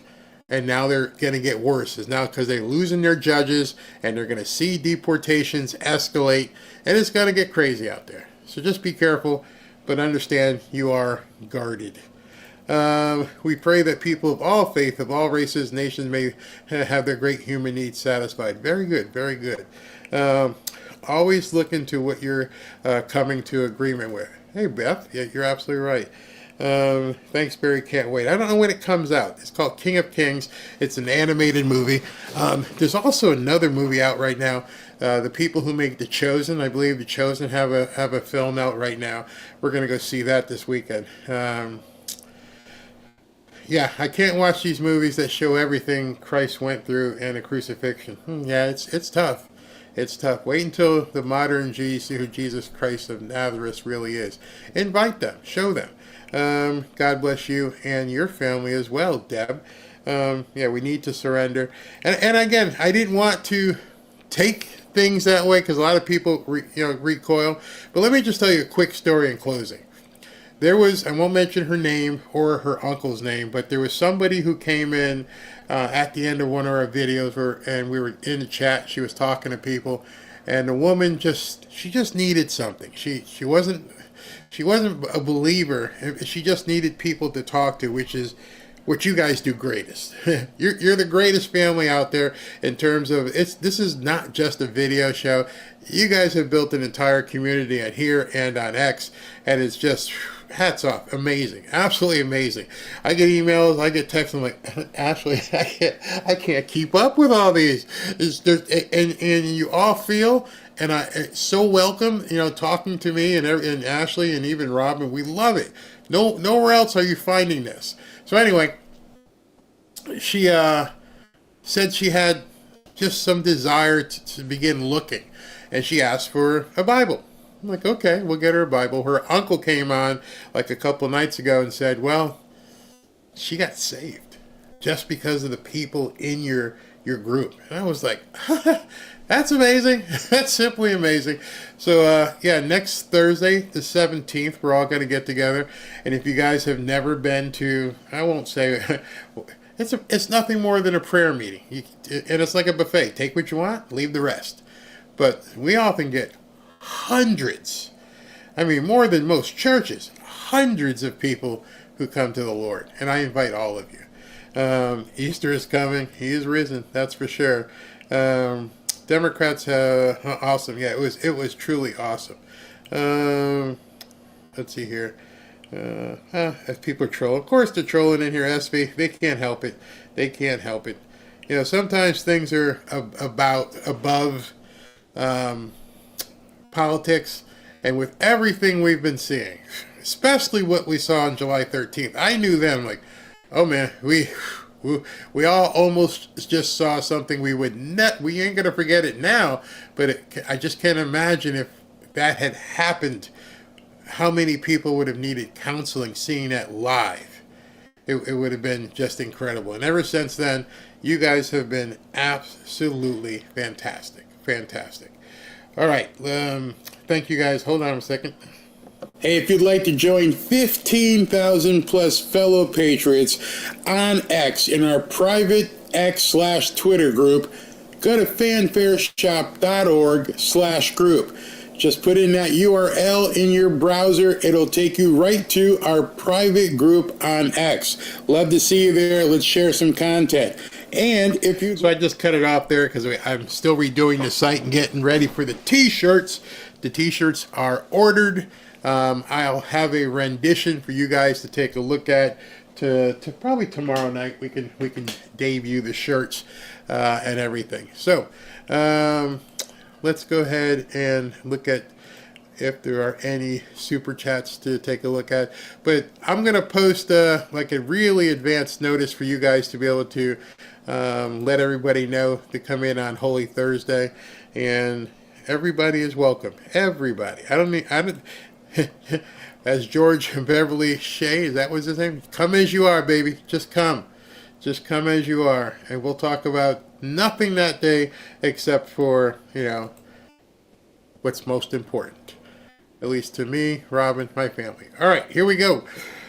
Beavis McLean, Barry, if you want the most hilarious stories from military service, look for the Camo Comedy Podcast.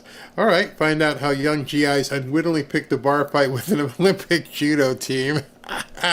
Oh, not family-friendly content. Okay, thank you. World peace. Call your Congress rep and make them act, pass the big, beautiful bill with tax cuts. Do not let them go against our president and the golden age. Yes, that is going to be...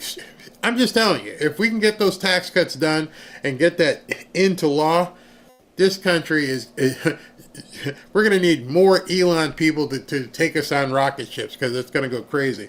Tommy, hope you're feeling better. This should be a unanimous decision at SCOTUS. It won't be.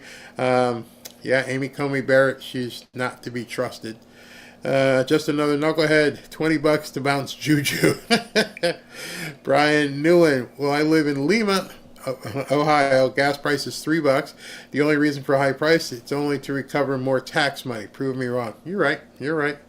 Diane Tororian, I talked to Lear Capital today, bought some silver coins for my 2 great-granddaughters, 1-year-old and 1 3-year-old. Thank you very much for educating me. Perfect, perfect. Get those coins, and then just whenever you can, just maybe forego a couple of Starbucks and buy the grandkids another couple coins. Jeremiah, Wall Street is for lazy people who work for nothing and expected anything. Yeah, expected everything. Yeah. Every time I see a movie regarding Wall Street, it's always excess and never ends well. Tilly, chat is hard for me to keep up, but I'm here. Thank you. World peace again. It doesn't matter if stocks skyrocket, manufacturing booms, taxes go down, wages go up, gas and groceries go down, and interest rates and mortgages are affordable. The radical Democrats will still complain. Yeah. Yes, they will. You know why, too? Because they're communist. Thornton Maloney.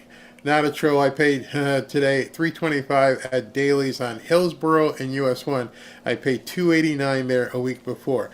Hillsborough and US 1. Okay, so he's talking about something here. It's in North Broward County, South Palm Beach County, and it's right, I can tell you why you're paying more there. That's right by the beach. I've noticed for some reason, gas stations right near the beach, they think they're gigging tourists a lot. By the way, if you're at Hillsborough and US 1, go up Hillsborough to right past 95 on the south side of the road is a Wawa. You're going to be happy. Just trust me. Just go about 2 miles from where you were. Just go up Hillsborough, right past 95 on the south side of the road is a big giant Wawa. You thank me tomorrow. Vincent Luan, Barry, what happens when Biden, this doctor, has to tell the truth about decline to his pardons he issued? All hell's going to break loose. That's the answer. Jeremiah, what happened to the 1775 coffee winners for the Glenn Ross winners? Well, we've been shipping them out. Did I get your mailing address? Because I think I got one right here. 1775. Boom. 1775. So if you're on that list, you shall be receiving. Yes, you will. Penny Corder, I heard POTUS Roberts ruled in favor of Trump over Boasberg. Yes. MS-16, all of them. Get out. Tania, Barry, we are so blessed to have Trump as our president. Our country is finally going back to normal, and it's only going to get better and better. I agree. Mamma Mia, FYI, the blanket is amazing, so silky soft. Somebody had sent me a picture of it. It sounds like it's pretty big, too. He's talking about the Trump blanket from Patriot Addict. It's pretty big, too. Tilly, Barry, I don't text much, but I love your channel and all the Fanfare family. Thank you very much, Tilly. Seated and Alive, thank you. Buddy Sanders, another informative show. Thank you all. Thank you. Seated and Alive again. Thank you. Seated and Alive again. Deanne Hobbs, what's your opinion on Schiff and other Democrats creating their own government? I think I asked her that earlier in the chat. Have at it. You couldn't do nothing with a regular government. How are you going to do a shadow government? That's my feeling. If you were any good at running a real government, we wouldn't be looking at a President Trump. But you suck so bad at running the actual government, I'm not worried about your shadow government. Nicholas Slamanicus, Barry, the Democrat Party has become rancid. Toxic, rancid, indeed. Charlotte Miller, thank you. Be beautiful. Barry, did you see Rubin's interview with Lindy Lee? She tells all regarding Biden. I hope she's in hiding and well protected. I've seen her in a number of interviews. We thought about interviewing her, but you guys said no. So that's why. So Ashley said, you can't do it. Tommy, hope you're feeling better. James Lynch, Dropkick Murphys, good band. Lots of them in Boston. Most of Boston is not nuts. Thanks, Barry. Dropkick Murphys. Who sang Shipping Up to Boston? Shipping Up to Boston. I love that song. Michael Odell, thank you. Far Isle, thank you. Great thing about all these protests, when the economy soars, they can't take any credit for it, and no one will believe them if they try. Checkmate. Frankie Lowe. Wait a minute, where'd that go? I figured out Trump is destroying BlackRock, Vanguard, and all those other PE firms that are attempting to buy up all the real estate in the country. It's looking good in real estate. Terry Freeman, thank you. Jeremiah Kerr, stock market security for 401k equals Roth IRA. Mr. Pug's mom, thanks to you, Barry, for bringing us all together. Thank you for coming. Wait a minute, missed something. Where did I go? William Santos. Barry, thank you for another great night. Can't wait to watch your show tomorrow. Thank you very much. Tomorrow is Tuesday. Usually on Tuesday, it usually is Caroline Leavitt's press conferences. So I get the schedule at about 7:30 in the morning. So we'll see. Neo. Hi, Barry. Sorry, missed show. Thanks to Team and Mods. Thank you, Neo. Tilly again. Barry, you calm my nerves and my heart. Thank you. I like that. Neo again, another one, great show, short videos, been watching. Okay, so Neo is talking about something we've been doing lately. We've been cutting some of the long show. This is going to be 2 hours and 30 minutes into like 11, 12-minute shows so people can, videos so people can catch up on them, which we will continue doing. Donna, it's called The Kings of Kings. It's released on April 11th. If we can get a chance to watch it before the prayer meeting, maybe we can discuss it. P.S. I'm so glad Pierce Brosnan is born again. Yeah, that's pretty cool. Beth, happy life, happy wife. V-necks. Okay, that was Robin's thing. She wants to get V-necks. I guess some of the how can I say this nicely? Some of the more well-endowed women prefer V-necks instead of all up in here.